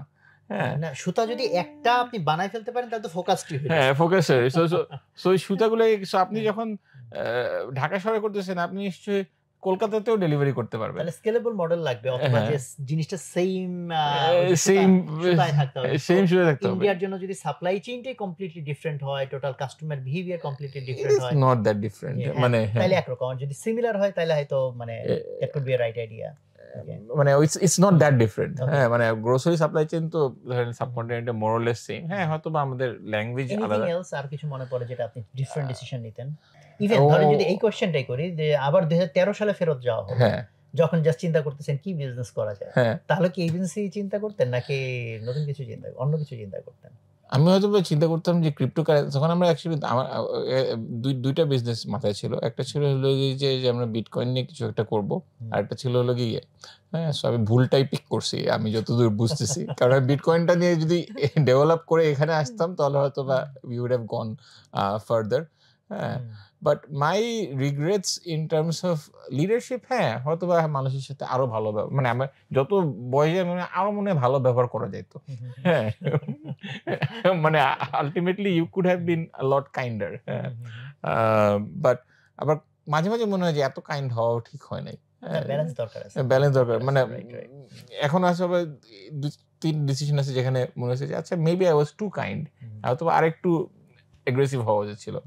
না, এই ম্যাচুরিটি তো অ্যাকচুয়ালি মানে হইতেই থাকবে, শেষ নাই। সো আমরা তাহলে লাস্টের দিকে চলে আসছি অলমোস্ট বলা যায়। তো আমরা একটু জানতে চাই চাল ডালের ভিশন, মানে আপনি ভবিষ্যৎটা কি দেখতেছেন, চাল ডালকে কোথায় নিতে চাচ্ছেন, বা do you have anything else in your mind যে চাল ডাল একটা জায়গায় গেল দেন আপনি অন্য আরো কিছুতে চিন্তা ভাবনা করতেছেন? না, আসলে মানে আমার তো চিন্তার তো করতে তো অসুবিধা নাই। হ্যাঁ, সো আপনি এটাকে একটা পার্ক করে আপনি তো চিন্তা করতেই পারেন। সো চাল ডালের ক্ষেত্রে আসলে food supply chain is a very basic thing. হ্যাঁ, যে মানুষের ফুড সাপ্লাই চেইন যদি ইমপ্রুভ করা যায়, হ্যাঁ, এখন আমরা হয়তো বা ধরেন আপনি যদি ফুডের দাম 10% কমাতে পারেন, তার মানে মানুষের কাছে you can give better variety. হ্যাঁ, সো ফুড সাপ্লাই চেইন নিয়ে একটা দেশ কেন, সারা ওয়ার্ল্ডের ফুড সাপ্লাই চেইন কিভাবে আরো এফিশিয়েন্ট করা যায়, এটা কিন্তু মানে এক life time is not enough to go after this. So we can keep going on this. But চাল ডালের ইয়ে আছে যে আমাদের ফুড সাপ্লাই চেইনও আছে, আমাদের ডেলিভারিও আছে। So we can deliver everything else. যে মাছ ডেলিভারি করতে পারলে ফোনও ডেলিভারি করতে পারবো। আমাদের ই কমার্সে ওই ডেলিভারিটাও আসবে। এখন আমরা বিভিন্ন মানুষের বাসায় যাচ্ছি, তো তাদেরকে কি আমরা মানে how can we allow others to use চাল ডালের ইনফ্রাস্ট্রাকচার, যে একজন কেউ ছোট ছোট ব্যবসা করতেছে, চাল ডালের ইনফ্রাস্ট্রাকচার আছে, কিভাবে কানেক্ট হতে পারবে, সো যাতে আরো মানুষও এটার সঙ্গে কানেক্ট হচ্ছে। That is the direction in which we want to generally take the company while keeping focus on food supply chain. আর যদি বলেন যে আচ্ছা ঠিক আছে চাল ডাল হয়ে গেছে, আপনি কি করবেন, তখন আমি বলবো যে হ্যাঁ, আমার কোয়ান্টাম কম্পিউটিং নিয়ে পড়াশোনা করতে আমার খুব ভালো লাগে। হ্যাঁ, সো ওকে। সো আর আমার মানে মূল কোয়েশ্চেন শেষ, এখন জাস্ট কিছু কুইক কোয়েশ্চেনস। মাঝখানে যেমন হচ্ছে আপনি বলেছেন যে রিডিং এর কথা, তো সেক্ষেত্রে এন্টারপ্রেনারদের জন্য আপনার জায়গা থেকে যদি কিছু বই আপনি সাজেস্ট করেন যারা এন্টারপ্রেনারশিপ নিয়ে কাজ করতেছে। আমি মনে করি যে স্টিভ জবসের biography is a fantastic biography আমার জন্য। ওয়াল্টার আইজ্যাকসন, এটা হ্যাঁ, that change the direction of my life probably. হ্যাঁ, আর কি স্টিভ জবসের বায়োগ্রাফি ওয়াজ ওয়ান। আর হলো গিয়ে মানে আসলে যার যে অসুখ হয়েছে তাকে সেই ওষুধটা আর কি দিতে হবে। হ্যাঁ, so in general in general আপনার লাইফ থেকে বলেন যে কোন ৩ টা বই আপনাকে সবচেয়ে টাচ করছে বা ইনফ্লুয়েন্স করছে? এটা যেমন একটা লিডারশিপ ম্যানেজমেন্ট বা হোয়াটএভার। আমার খুবই ফেভারিট একটা যে বইটা খুব ইনফ্লুয়েন্স করছে, গ্লিম্পসেস অফ ওয়ার্ল্ড হিস্ট্রি, নেহরুর লেখা। ও হ্যাঁ, রাইট। সো নেহরু তার ইন্দিরা ইন্দিরা গান্ধীকে গান্ধীকে চিঠি লিখেছিল। চিঠি লিখেছে কি। সো ওখান থেকে আমার হিস্ট্রিতে যায়। আমি নিজেকে এটা অনেকটা হলো গিয়ে জিওগ্রাফির মতন যে আমি এখন কি মতিঝিলে আছি, হ্যাঁ, নাকি আমি গুলশানে আছি। আসলে আপনি যদি হিস্ট্রি না জানেন আপনি বুঝতে পারবেন না যে আপনি কোথায় আছেন। So right, I think the glimpses of world history actually has given me a foundation to see the world. যে আচ্ছা এই যে আমাদের যে আন্দোলনটা হলো এটা কিরকম ভাবে হতে পারে এবং আন্দোলনগুলো এটার সঙ্গে সিমিলারিটি কি? রাশিয়ায় যে 1917 এ যে আন্দোলন হয়েছে এবং ওটার পরে কি হয়েছে? So it gives you more foundation যে এরকমও হইতে পারে। So glimpses of world history আমি অনেক ব্লগ পড়ি, যেমন আমার কাছে মার্ক অ্যান্ডারসন কিংবা পল গ্রাহামের ব্লগ খুবই ভালো লাগে। আরেকটা কুইক কোয়েশ্চেন হচ্ছে যে আপনার প্রোডাক্টিভিটি এনহ্যান্স করার বা প্রোডাক্টিভিটি বুস্ট করার জন্য আপনার কি সিক্রেট আছে বা এরকম কিছু? আমি যেটা করি যে আমি কোনো বই পড়ার আগে আসলে আমি ১ম এ ওই মানে অথরের উইকিপিডিয়া কোট পড়ি, হ্যাঁ? কিংবা উইকি কোটস পড়ি যে লেখাগুলো ভালো হলে তখন আমি হয়তো বইও আমি পুরা পড়ি না এখন। আমি বইগুলা মোটামুটি এখন যে বইটা করলে আমি ChatGPT তে দিয়ে আমি জিজ্ঞেস করি যে বইয়ের সামারিটা দিয়ে দাও তো। হ্যাঁ? সো এইটাতে আমার প্রোডাক্টিভিটি অনেকটা বুস্ট হইছে। এবং আমি সো হ্যাঁ, this is my recent productivity boost এবং আমি চেষ্টা করি আমি ট্রাভেল না করার। হ্যাঁ, আমি চেষ্টা করি যে যত কম আ মুভমেন্ট করা যায়। ট্রাভেল করলে কি একেকবার একটা হয়ে যায় মানে না ট্রাভেল মানে হলো গিয়ে রুটিন ব্রেক হয়ে যায়? ধরেন না। ধরেন অফিস থেকে আপনার ও আচ্ছা, ট্রাভেল। বাসায়।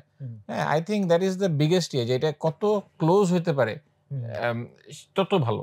হ্যাঁ, আমি না আসলে বুঝি না যে এই কেউ মানে সারা ঢাকা শহরে ট্রাফিক পার করে যখন সে একটা অফিসে আসতেছে, তখন আসলে ওই লোকের প্রোডাক্টিভিটি বলে কিছু থাকার কথা না। বিকজ ওইখানেই সব এনার্জি শেষ। So how can you minimize your movement so that you are present? আচ্ছা, এন্টারপ্রেনার হিসেবে তো ধরেন সবার খুব টাইট লাইফ লিড করতে হয়। সবার একটা কমন কোয়েশ্চেন থাকে ফ্যামিলি ওয়ার্ক লাইফ ব্যালেন্স। তো সেক্ষেত্রে ভাবির কাছে কি ঝাড়ি-টাড়ি অনেক বেশি খেতে হয় অথবা ওখানে না, আপনার ম্যানেজমেন্ট আসলে আমার ওয়ার্ক লাইফ ব্যালেন্স মনে হয় probably one of the worst in the country. হ্যাঁ। সো আমার ওয়াইফ এবং আমার মানে মেয়ে মোটামুটি সহ্য করে ফেলছে। হ্যাঁ। সো আসলে এটা মানে মেকআপ করা লাগবে এট সাম পয়েন্ট আরকি। এটাই বলে আমি নিজেকে দিচ্ছি। সান্ত্বনা দিচ্ছি। ওকে।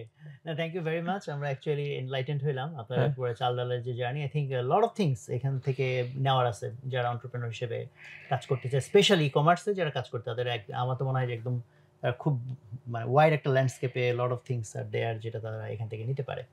তো থ্যাংক ইউ ভেরি মাচ। দর্শক, আমরা অ্যাকচুয়ালি খুব প্রাণবন্ত একটা আলোচনা শুনলাম। বাংলাদেশের একটা খুবই নামকরা কোম্পানি চাল-ডাল, তাদের যে উত্থান-পতন অথবা এই যে তাদের যে গ্রো করার যে হিস্ট্রি এবং তার পেছনের যত অনেক কিছু আজকে আমরা জেনেছি।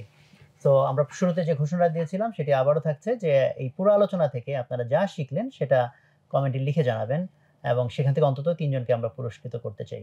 সো আমরা প্রত্যেকটা পর্বই প্রায় এইভাবেই শেষ করি। এই যে উদ্যোক্তা কথা প্রোগ্রামটা আমাদের আমরা চাইটা কি? আমরা চাই এটাই যে বাংলাদেশের মধ্যে আরো অনেক উদ্যোক্তা গ্রো করুক, যে প্রবলেম গুলো আছে সমাজের মধ্যে সেটা সমাধান করার জন্য আরো কিছু মানুষ ইন্সপায়ার্ড হোক, আরো কিছু মানুষ চেষ্টা করুক।